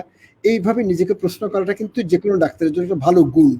তা আমাদের সেই প্রশ্নটা করতে হবে, আমার কি দোষ ছিল, রোগী কেন ইররেগুলার হলেন, আমার ওনাকে বোঝানোতে কি কোনো গাফিলতি হচ্ছিল, এইটা আগে নিজেকে একটু অ্যাসেস করে নিতে হবে by back reflection of the self. আর তারপরে মানে একটা জিনিস ঠিক যে এইটা ইররেগুলার ব্যবহারে এটাতে রেজিস্ট্যান্ট হয় এমন কোনো প্রমাণ এখন পর্যন্ত সায়েন্সে নাই। যদিও একটা জিনিস ঠিক যে আমরা কখনো কখনো কোনো রোগী যখন আমাদেরকে এই ইররেগুলার হওয়ার রিপোর্টটা করেন, তখন তাদেরকে পরবর্তীতে যাতে ইররেগুলার না হন সেই জন্য খানিকটা মানে ভয় লাগানোর জন্য আর কি, তারা যাতে ওষুধটা রেগুলার ব্যবহার করেন সেই জন্য আমরা এই যুক্তিটা ব্যবহার করি, মনের মধ্যে সৎ উদ্দেশ্য নিয়ে আর কি, একটা অসৎ কাজ করি কিন্তু সৎ উদ্দেশ্য নিয়ে। তা সেই ক্ষেত্রে আমার মনে হয় যে হয়তো আমার এমন কোনো একজন রোগীর সাথে কমল কৃষ্ণের পরিচয় হয়ে গেছে বা আলাপ হয়েছে, সেই জন্য এই প্রশ্নটা করে থাকতে পারে, আমি জানি না। আর 3 নম্বর হচ্ছে ম্যালিগনেন্সির ঝুঁকি বাড়ায় কিনা। তা এমনি ওভারঅল এই মানে আমাদের যে বায়োলজিকগুলো নিয়ে একটা লং টার্ম ফেজ 4 সার্ভেইলেন্স হয়ে গেছে, মানে পোস্ট মার্কেটিং সার্ভেইলেন্স, এবং তাতে দেখা গেছে যে ম্যালিগনেন্সের রিস্ক, মানে একটা জিনিস ঠিক যে আমাদের শরীরে কিন্তু সবসময় ক্যান্সারের সেল কিন্তু তৈরি হচ্ছে, আমাদের ইমিউন সার্ভেইলেন্সের জন্য সেইগুলো বাড়তে পারে না। যেমন আমেরিকাতে কিন্তু একটা অটোপসি সার্ভেতে দেখা গেছিল 35% অফ দ্য মানুষ যারা অন্যভাবে মারা গেছেন, মানে বেশিরভাগই ট্রাফিক অ্যাক্সিডেন্টে মারা যাওয়া মানুষ ছিলেন, তাদের থাইরয়েডে প্যাপিলারি কার্সিনোমা ছিল, মানে হিস্টোলজিক্যালি পাওয়া, কিন্তু তাদের সেই কার্সিনোমাটা প্রকাশ পায়নি।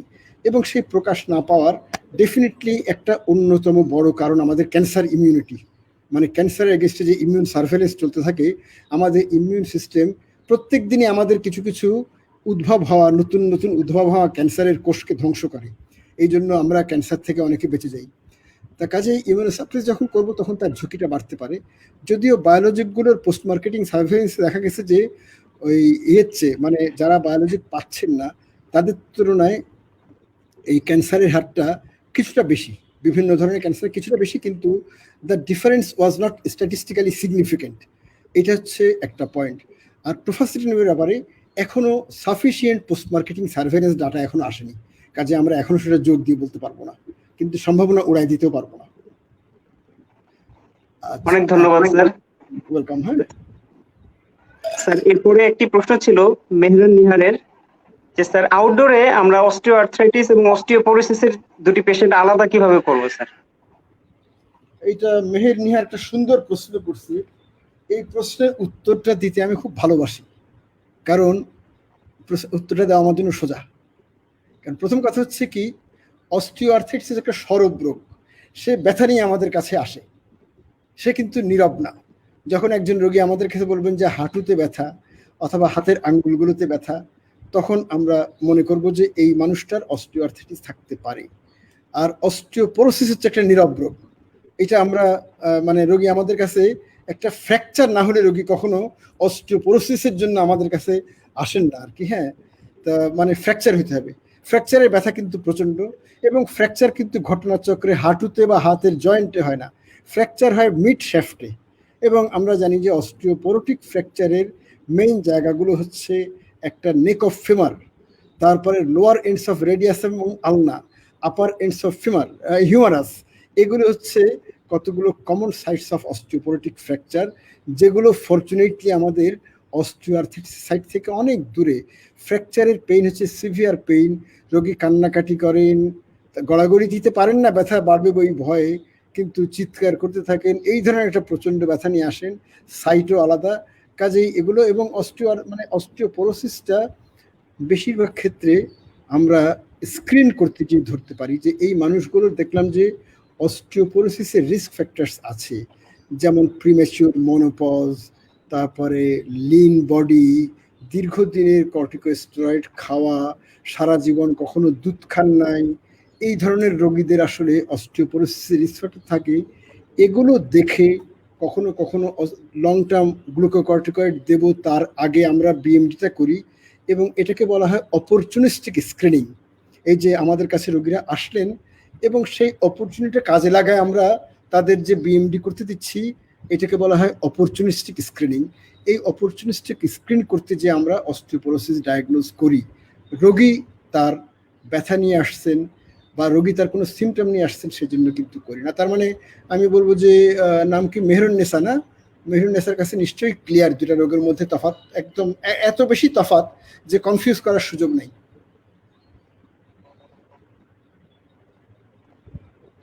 ধন্যবাদ স্যার। সাইফুজ্জামান শিখন আমাদেরকে প্রশ্ন করেছে, ব্যথা কি এমন হবে যে দৈনন্দিন কাজ ব্যাহত হবে অথবা কত সিভিয়ারলি হবে? এটি ছিল তার প্রথম প্রশ্ন স্যার। আমাদের আচ্ছা, ব্যথা কি এমন হবে যে দৈনন্দিন কাজ ব্যাহত হবে? মানে এটা আসলে এই অস্টিও আর্থ্রাইটিসের যে ব্যথাটা বাড়া, এটা গ্র্যাজুয়ালি হয়, এটা চট করে রাতারাতি কয়েকটা দিন বা কয়েক সপ্তাহের মধ্যে হয়ে যায় না। একজন রোগী প্রথমে অল্প ব্যথায় ভোগেন, তারপরে মাঝারি ব্যথায়, তারপরে এই ধরনের ব্যথায় আক্রান্ত হতে পারেন। এটা হতে অনেক সময় লাগে আর কি। হ্যাঁ, যদি একজন রোগী আমাদের এই যুগের সর্বাধুনিক চিকিৎসাগুলো পান, যেই চিকিৎসাগুলো আমি বললাম, তাহলে কিন্তু এই স্টেজে আর পৌঁছানোর কথা না। যারা সর্বাধুনিক চিকিৎসা পাননি তারাই আজকাল এই পরিস্থিতিতে পৌঁছাতে পারেন। তবে হ্যাঁ, যারা দীর্ঘদিনের নেগলেক্টেড কেস অফ অস্টিওআর্থ্রাইটিস, তাদের ব্যথাটা এরকম তীব্র হতে পারে। এই যে আমি একটু আগেই বললাম যে 10 মিনিটের বেশি লাগাতার টানা হাঁটতে পারেন না, এটা তাদের হতে পারে অবশ্যই। আর এরপরের প্রশ্ন হচ্ছে ব্যায়াম, ফিজিওথেরাপি এবং ডিপ্রেশনের অনেক কিছুই কি শুধু ডাক্তারের উপর চলে আসে? সেক্ষেত্রে আমাদের স্ট্র্যাটেজি কি হওয়া উচিত? এটা কি প্রশ্ন? এটা সাইফুল, তুমি কি এই প্রশ্নই বলতে চাচ্ছিলে? স্যার এটি দ্বিতীয় প্রশ্ন স্যার, এটা দ্বিতীয় নম্বর প্রশ্ন স্যার। আচ্ছা আচ্ছা, ফিজিওথেরাপি এবং ডিপ্রেশনের অনেক কিছু শুধু ডাক্তারের উপর চলে আসে। আসলে হ্যাঁ, ডাক্তারের উপর অনেক কিছু তো আসবে। আমাদের প্রাইমারি চিকিৎসক তো আমরাই, যে রোগীকে ব্যায়ামের জন্য প্রথমে ব্যায়ামগুলো শেখানো এবং ব্যায়ামের জন্য রেগুলার ব্যায়ামগুলো চালানোর জন্য মোটিভেট করা, তারপরে ডিপ্রেশনটাকে আইডেন্টিফাই করা এবং ডিপ্রেশনের জন্য হয় সাইকিয়াট্রিস্টের কাছে পাঠানো অথবা নিজেরা চিন্তাভাবনা করে একটা উপযুক্ত ওষুধ বের করা। এই সব কিছু তো আমাদেরই করতে হবে। কিন্তু একটা জিনিস ঠিক, যে একজন রোগী যখন শিখে গেলেন, মোটিভেটেড হয়ে গেলেন, তখন কিন্তু ব্যায়ামটা রেগুলার চালানো মানে সেই রোগীর উপর, এটা সেলফ ম্যানেজমেন্টের পার্ট, ওনার নিজেরই করতে হবে। ঠিক তেমনি সাইকিয়াট্রিস্টরাও কিন্তু ডিপ্রেশনের ক্ষেত্রে একই কথাই বলেন, যে ডিপ্রেশনটাকে শনাক্ত করা, ডিপ্রেশনের টাইপ নির্ধারণ করা, এগুলো সাইকিয়াট্রিস্টরা করবেন, এবং উপযুক্ততম ওষুধটা বাছাই করা, এবং রোগীকে যে থেরাপি কাউন্সেলিং করা, রোগীর কোপিংটাকে ইমপ্রুভ করা, এই জিনিসগুলো ডাক্তাররা করবেন। কিন্তু এই কোপিং ইমপ্রুভ করার অনেক কিছু রোগীর নিজের চেষ্টা দিয়ে করতে হবে। আবার রোগীর জীবনে যে স্ট্রেসফুল লাইফ ইভেন্টস যেগুলো থাকে, যেগুলো তাকে ডিপ্রেস করে, এগুলোকে যে দূর করা, এগুলোও কিন্তু রোগীর ইচ্ছার উপর, রোগীর প্রচেষ্টার উপর নির্ভর করে। তার মানে এই দুইটা আমি বলবো যে শিখন আমাদেরকে একটা নতুন জিনিস শিখালো। কিন্তু শিখনের কাছে শিখতে পারলাম যে আমাদের ব্যায়াম এবং ডিপ্রেশনের ক্ষেত্রে রোগীকে আমাদের বুঝতে হবে যে তাদের জন্য self management is a very important, crucial part of their management, very important. ঠিক আছে শিখন? আচ্ছা, তারপর আর প্রশ্ন আছে নাকি? অনেক ধন্যবাদ স্যার। এরপরের প্রশ্নটি ছিল স্যার, পোস্ট মেনোপজাল মহিলাদের ক্ষেত্রে ইস্ট্রোজেনের যে অভাবের কারণে অস্টিওপোরোসিস দেখা যায়, তাদের যদি একই সাথে স্যার অস্টিও আর্থ্রাইটিসও থাকে, সেক্ষেত্রে তাদের ম্যানেজমেন্ট কি হবে স্যার? এটা তো অনেক জটিল প্রশ্ন হয়ে গেছে আর কি। হ্যাঁ, প্রথম কথা হচ্ছে যে আমাদের তো অনেক রোগী কিন্তু একসাথে দুইটা রোগ নিয়ে আসেন। এমনি আমরা প্রথম কথা বলবো যে পোস্ট মেনোপজাল অস্টিওপোরোসিসেও কিন্তু এখন ট্রিটমেন্ট অফ চয়েস বিসফসফোনেট, মানে অ্যালিন্ড্রোনিক অথবা রিসেড্রনিক। অ্যালিন্ড্রোনিক এফিকেসি সবচেয়ে বেশি প্রমাণিত, যদিও অ্যালিন্ড্রোনিক আমাদের দেশে পাওয়া যায় না। এরপরে হচ্ছে ওই জলিড্রোনিক অ্যাসিড এবং 3 নম্বরে রিসেড্রোনিক আসে। রিসেড্রোনেট, ইবানড্রোনেট এগুলো সব 3-4 নম্বরে আসে। তা এখন এগুলো হচ্ছে নাম্বার 1 ট্রিটমেন্ট, মানে first treatment of first line. আর যদি কারো মানে ইস্ট্রোজেন ডেফিসিয়েন্সির সিভিয়ার সিমটম থাকে, যেমন ইনট্রাক্টেবল হট ফ্লাশ, তাদের জন্য আসলে হরমোন রিপ্লেসমেন্ট থেরাপি বা ইস্ট্রোজেন রিপ্লেসমেন্ট থেরাপির কথা বলা হয়। হরমোন রিপ্লেসমেন্ট থেরাপিও অস্টিওপোরোসিস প্রিভেনশনে বিসফসফোনেটসের কাছাকাছি, কিন্তু এটা ঠিক যে তাদের সাইড এফেক্ট এত বেশি, পার্টিকুলারলি থ্রম্বোসিসটা একটা সিরিয়াস সাইড এফেক্ট। আবার তারা কার্সিনোজেনিক মানে এন্ডোমেট্রিয়াল কার্সিনোমাও করে, ব্রেস্ট কার্সিনোমাও করে। কাজে সব কিছু মিলায় আমি যদি সেফটি কম্পেয়ার করি তাহলে বিসফসফোনেটস আর সেফার দেন হরমোন রিপ্লেসমেন্ট থেরাপি, আমরা এইটাই তাদেরকে দেব। এখন আমাদের একটা জিনিস বুঝতে হবে কি, আমাদের অনেক রোগী কিন্তু একসাথে একাধিক রোগ নিয়ে আসেন এবং তাদের প্রত্যেকের জন্য আমাদের সবগুলো রোগের চিকিৎসার প্ল্যান থাকতে হবে এবং সেগুলিকে কম্পাইল করে আমাদের একটা কমন একটা ফ্রেমে দাঁড় করাতে হবে। তা এখন এই আমাদের অস্টিওপোরোসিসের ট্রিটমেন্ট আর অস্টিওআর্থ্রাইটিসের ট্রিটমেন্টের মধ্যে সাদৃশ্য কম, একদম যে নাই তা না, কিন্তু খুবই কম। যেমন বলা হয় একটা আছে স্মোকিং, সিগারেট খাওয়া, যেটা ইয়ে করে, যেটা মানে মোটামুটি এই অস্টিওপোরোসিসকেও মানে অ্যাগ্রেভেট করে, অস্টিওআর্থ্রাইটিসকেও অ্যাগ্রেভেট করে। কাজে সিগারেট বাদ দেওয়াটা একটা কমন, কিন্তু বাকি সব ট্রিটমেন্টই আলাদা এবং এতখানি আলাদা যে একে আরেকটার বিরুদ্ধেও না। এই যে আমি যে বললাম যে এই American College of Rheumatology bisphosphonate osteoarthritis ট্রিটমেন্টে নিষেধ করছে, ক্যাটেগরিক্যালি এগেইনস্ট দ্য ইউজ। তারা কিন্তু এগেইনস্ট দ্য ইউজ এই কারণেই যে অনেক ডাক্তার অস্টিওআর্থ্রাইটিসের ট্রিটমেন্টের জন্য বিসফসফোনেট দিচ্ছেন, তাদের অস্টিওপোরোসিস আছে সেই জন্য না, এবং ওইটাকে তারা ডিসকারেজ করছে। কিন্তু একজন অস্টিওআর্থ্রাইটিসের রোগীর যদি অস্টিওপোরোসিস থাকে এবং সেই অস্টিওপোরোসিসের জন্য যদি বিসফসফোনেট দেওয়ার ইন্ডিকেশন থাকে, সেই ক্ষেত্রে বিসফসফোনেট কিন্তু অস্টিওআর্থ্রাইটিসের ট্রিটমেন্টে কোনোই ব্যাঘাত ঘটাবে না, অস্টিওআর্থ্রাইটিসের কোনো উপকার করবে না, কিন্তু কোনো ব্যাঘাতও ঘটবে না।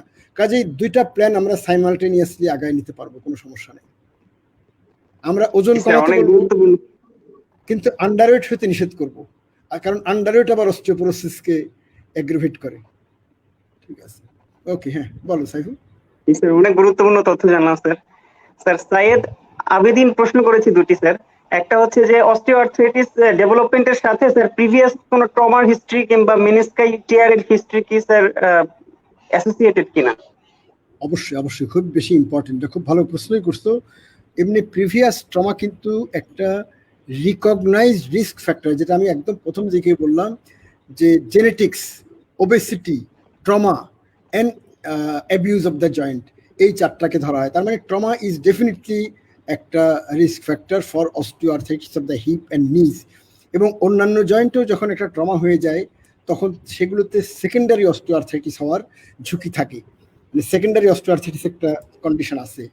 আর ঠিক তেমনি যদি একজন রোগীর মেনিসকাল টিয়ার হয়, মেনিসকাল ইনজুরি হয়, মেনিসকেক্টমি কখনো কখনো করা হয়, সেই সব রোগীর ক্ষেত্রেও কিন্তু নি জয়েন্টের প্রপার অ্যালাইনমেন্টটা নষ্ট হওয়ার কারণে তাদেরও কিন্তু পরবর্তীতে অস্টিওআর্থ্রাইটিস হয় এবং তাদের একটু অ্যাক্সেলারেট আগেভাগেও হয়ে যায়। এবং এই জন্য তাদেরকে আমাদের আগেভাগেই প্রিএমটিভলি অস্টিওআর্থ্রাইটিসের জন্য যে সাজেশনগুলো আমরা দিয়ে থাকি, যে ওবেসিটিটাকে প্রিভেন্ট করা, তারপরে জয়েন্ট প্রোটেকশন, এক্সারসাইজ, এই জিনিসগুলো আমাদের আগেভাগেই, মানে যার মেনিসকেক্টমি হলো বা যার একবার মেনিসকাল টিয়ার হয়েছে, এদের সবাইকে কিন্তু আমাদের লাইফ লং ওই জিনিসগুলো ফলো করার পরামর্শ আমাদের দিয়ে রাখা উচিত। ধন্যবাদ স্যার। স্যার আব্দুল্লাহ মামুন প্রশ্ন করেছেন যে ট্রামাডলের হাফ লাইফ 6 আওয়ার্স, এই কারণে হচ্ছে 25 মিলিগ্রাম স্যার ডেইলি কিভাবে দিবে? 25 মিলিগ্রাম ডেইলি, এটা তো আসলে অস্টিওআর্থ্রাইটিসের রোগীদের বেশিরভাগেরই ব্যথাটা হয় সচরাচর আফটারনুনে। আমরা ট্রামাডলটা লাঞ্চের পরে প্রথম 25 মিলিগ্রাম, মানে আমাদের তো 25 মিলিগ্রাম ট্যাবলেট নেই, 50 মিলিগ্রামের অর্ধেক ট্যাবলেট আমরা দিতে পারি, লাঞ্চের পরে দিলাম। তারপরে যখন ওইটাতে 5 দিন পার হওয়ার পরে আমরা অর্ধেক করে 2 বার, তারপরে আমরা সকালে একটা, রাত্রে অর্ধেক, তারপরে সকালে 1, রাত্রে 1, 5 দিন পর পর আমরা এইভাবে বাড়াবো। এইভাবে বাড়ালে দেখা যায় যে সাইড এফেক্টগুলো সবচেয়ে কম হয় আর কি। আর স্যার ভিটামিন ডি3 এর কোনো ভূমিকা আছে কিনা স্যার? না, ভিটামিন ডি3 কোনো ভূমিকা নাই। ভিটামিন ডি3 অভাবে অস্টিওপোরোসিস হয়, অস্টিও আর্থাইটিস না। এবং একজন রোগীর, আমরা এটা প্রায় দেখি যে অস্টিও আর্থাইটিসের রোগীর কাকতালীয়ভাবে ভিটামিন ডি মাপা হয়ে গেছে, হয়তো কোনো ডাক্তার একটা অজ্ঞতার কারণেই, মানে ওই যে যেই কারণে আমেরিকান কলেজ অফ রিমাটোলজি খুব কঠোরভাবে ভিটামিন ডির বিরুদ্ধে তাদের অবস্থান ব্যক্ত করছে, কারণ এই ভুলগুলো আমেরিকার ডাক্তাররাও করেন। হয়তো করে ফেলছেন, ভিটামিন ডি মেজার করে ফেলছেন এবং করে দেখা গেল কম। তখন আমাদের দেখতে হবে ভিটামিন ডি কম থাকলে সবাইকে রিপ্লেসমেন্ট দিতে হবে, তাও কিন্তু ঠিক না। বলে যে ভিটামিন ডি ডেফিসিয়েন্সির যদি কোনো প্রমাণ থাকে, ক্লিনিক্যাল ম্যানিফেস্টেশন থাকে, অথবা যদি ভিটামিন ডি ডেফিসিয়েন্সি ডেভেলপ করার রিস্ক ফ্যাক্টরস যদি থাকে, তাদেরকে আমাদের রিপ্লেসমেন্ট দিতে হবে। তা এখন আমরা যখন রিপ্লেসমেন্ট দেব, তখন কিন্তু রোগীকে আমাদের পরিষ্কার বলে দিতে হবে এটা দিচ্ছি যেহেতু আপনার ভিটামিন ডির অভাব আছে, তার থেকে আপনার এই সমস্যাগুলো হতে পারে, ওগুলোকে প্রতিরোধ করার জন্য আপনি কিন্তু কোনোভাবেই এই ট্যাবলেট বা ক্যাপসুলের কাছ থেকে এটা আশা করেন না যে এটা আপনার অস্টিওআর্থাইটিসের ব্যথা কমাবে অথবা অস্টিওআর্থাইটিসের প্রোগ্রেশন স্লো করবে। এই আশা কখনোই করবেন না, এটা একটা ভিন্ন চ্যাপ্টার, এটা পরিষ্কারভাবে প্রথমে করে দিতে হবে। স্যার এরপরে প্রশ্ন ছিল স্যার, অস্টিওআর্থ্রাইটিস এর পেশেন্টের যদি স্যার ডায়াবেটিস থাকে সেক্ষেত্রে স্যার পেইন ম্যানেজমেন্টটা কিভাবে হবে স্যার? এমনি ইন জেনারেল আমি বলবো যে ডায়াবেটিস থাকলে পেইন ম্যানেজমেন্টে খুব আমাদের সমস্যা অত বেশি না। আমরা এখানে যেমন বললাম, প্রথমে আমরা একটা টপিক্যাল এনএসআইডি দেবো, তাতে কাজ না হলে আমরা ওরাল এনএসআইডি দেবো। যদি কোনো কারণে ওরাল এনএসআইডি কন্ট্রাইন্ডিকেট থাকে, যেমন বয়স অ্যাবাভ 75 অথবা ডায়াবেটিক নেফ্রোপ্যাথি আছে, তখন আমরা ক্যাপসাইসিন অয়েনমেন্টও দিতে পারি। এবং এতেও যদি কাজ না হয় এবং ওই কন্ট্রাইন্ডিকেশন থাকলে আমরা তখন ডুলক্সিটিনও দিতে পারি, যেটা আমি আগে বলছি। কিন্তু যদি সেই কন্ট্রাইন্ডিকেশনগুলো না থাকে এবং যদি আমাদের ওরাল এনএসআইডি বাছাই করার যদি ইস্যু এসে যায়, তখন আমাদের তাদের ক্ষেত্রে ওই যে ন্যাপ্রক্সেন, অ্যাসিক্লোফেনাক, এই দুটার থেকে একটা বাছাই করতে। আমি তো বললাম যে কার্ডিয়াক সেফটি হচ্ছে ন্যাপ্রক্সেন, অ্যাসিক্লোফেনাক আর সেলিকক্সিব। সেলিকক্সিব আমাদের দেশে পাওয়া যায় নাই, কাজে আমাদের ন্যাপ্রক্সেন আর অ্যাসিক্লোফেনাকের উপর জোর দিতে হবে। এবং এটাও ঠিক যে আমাদের এটাকে ডায়াবেটিস থাকাটাকে, মানে আমি বলবো একটা অসৎ কাজ, কিন্তু সদুদ্দেশ্যে কাজে লাগাতে হবে। সেটা হচ্ছে আমরা জানি যে অস্টিওআর্থাইটিসের অনেক রোগীরই কিন্তু আলটিমেটলি এনএসআইডি দরকার হতে পারে। এবং আমি যত সেফই বলি না কেন, 100% সেফ কিন্তু কিডনির জন্য কোনোটাই না। এবং ডায়াবেটিসের রোগী যে স্টেজ 4 সিকেডির পেশেন্ট হয়ে যাবেন না, তারও কোনো গ্যারান্টি নাই। সেই কারণে বলতে হবে যে আপনাদের জন্য, অন্য রোগীদের জন্য লাইফস্টাইল মেজারমেন্টগুলো, এই যে ব্যায়াম, এই যে জয়েন্ট প্রোটেকশনের নিয়মগুলো, এই সব কিছু মেনে চলা, ওজন কমানো, এই সব কিছু আপনাদের জন্য যতখানি গুরুত্বপূর্ণ, মানে অন্যান্য রোগীদের জন্য, নন ডায়াবেটিকদের জন্য যতখানি গুরুত্বপূর্ণ, আপনাদের জন্য তার চেয়ে অনেক বেশি গুরুত্বপূর্ণ। নন ডায়াবেটিকদের জন্য বলি যদি ওয়াজেব, তাহলে আপনাদের জন্য ফরজ। এবং এটাও ঠিক যে আমি যদি বলি যে ওবেজ ডায়াবেটিকদের আমরা বেরিয়াট্রিক সার্জারি কখন করব, বলা হয় যে যাদের ওবেসিটি উইথ অস্টিও আর্থাইটিস, মানে obesity with obesity related comorbidity, তাদের বিএমআই 35-এর উপরে গেলে আমরা মানে তাদেরকে বেরিয়াট্রিক সার্জারি তাদের ক্ষেত্রে আমরা কনসিডার করব। কিন্তু যদি ডায়াবেটিস থাকে তাহলে বলা হয় যে বিএমআই 30-এর উপরে গেলেই আমাদের কনসিডার করা উচিত। এমনকি ভালো ভালো কিছু রিসার্চ আছে, এশিয়ান রিসার্চ, যেখানে দেখা গেছে যে এশিয়ান টাইপ 2 ডায়াবেটিসের রোগীদের বিএমআই 25-এর উপরে গেলেই বেরিয়াট্রিক সার্জারি করতে হয়। এবং বেরিয়াট্রিক সার্জারি কিন্তু একটা good option for management of osteoarthritis. যদি আমি সেটা এখানে উল্লেখ করিনি আমার লেকচারে আর কি, হ্যাঁ, কিন্তু ওভারওয়েটদের জন্য এটা একটা option. Thank you very much Alamgir. না, এটা আলমগীর নাগের জন্য। স্যার আপনি 5টা পর্যন্ত সময় দিয়েছিলেন স্যার, আমরা কি আর প্রশ্ন নিতে পারবো স্যার? তাহলে আর একটা নাও, আর বেশি নিও না। স্যার সর্বশেষ প্রশ্ন নিচ্ছি স্যার। আলমগীর হোসেন প্রশ্ন করেছেন স্যার, ডোলোক্সিটিন এর সাথে কি এনএসআইডি একসাথে দেওয়া যাবে? যদি দেওয়া যায় সেক্ষেত্রে ডোজটা কিভাবে হবে স্যার? না, অবশ্যই, thank you very much Alamgir. অবশ্যই একসাথে দেওয়া যাবে। মানে ডোলোক্সিটিন তো আসলে ওই আমি যে বললাম, যাদের এনএসআইডিতে কন্ট্রাইন্ডিকেশন আছে অথবা যাদের এনএসআইডিতে কাজ হয়নি তাদের জন্য ডোলোক্সিটিন কিন্তু এনএসআইডির এক্সাক্ট বিকল্প না। এবং ডোলোক্সিটিনের মানে অ্যানালজেসিক যে ইফেক্টটা, সেটা কিন্তু এনএসআইডি চেয়েও স্লোলি আসে। এটা ডোলোক্সিটিনের যেখানে একটা এনএসআইডির অ্যাকশনটা তার পিকে পৌঁছায় 2 থেকে 4 সপ্তাহ পর। ডুলোক্সিডিনের অ্যানালজেসিক অ্যাকশন কিন্তু পিকে পৌঁছায় 6 থেকে 8 সপ্তাহ পর। অনেক আস্তে কাজ করে, পোটেন্সিও কিন্তু কম। এনএসএইডি যতখানি ব্যথা কমাবে, ডুলোক্সিডিন ততখানি ব্যথা কমাবে না। কাজেই যদি একজন রোগীর আমরা কন্ট্রাইন্ডিকেশন অথবা ইনএফিকেসির জন্য যদি ডুলোক্সিডিন না নিই, যদি আমরা ডুলোক্সিডিন নিয়ে থাকি for partial efficacy of the NSAID অথবা for concomitant comorbid depressive disorder, তখন কিন্তু তাদের ক্ষেত্রে আমাদের পাশাপাশি একটা এনএসআইডি রাখা বরং ভালো হবে। কি আলমগীর, ক্লিয়ার তো না? আমার মনে হয় স্যার অনেক অনেক ধন্যবাদ এবং কৃতজ্ঞতা জানাচ্ছি স্যার আপনার মূল্যবান সময় আমাদের মাঝে দেওয়ার জন্য। Most welcome. হ্যাঁ, অনেক ধন্যবাদ স্যার। পরবর্তীতে আপনাকে আমাদের সাথে পাবো এই আশা শেষ করে আজকে আমাদের সেশনটি শেষ করছি স্যার। আচ্ছা, ঠিক আছে। আসসালামু আলাইকুম স্যার। স্যার, আমাদের অসংখ্য কোশ্চেন ছিল, যদি আমরা সময়ের অভাবে সবগুলো নিতে পারি নাই। তবে স্যার, সবাই অনুরোধ করছে স্যার আপনি আরো যদি 2-1টা ক্লাস নিতেন, বিশেষ করে জয়েন্ট পেইন ইভ্যালুয়েশন নিয়ে একটা ক্লাস যদি স্যার সবার জন্য নিতেন, এই জিনিসটা নিয়ে সবাই অনুরোধ করছে আর কি।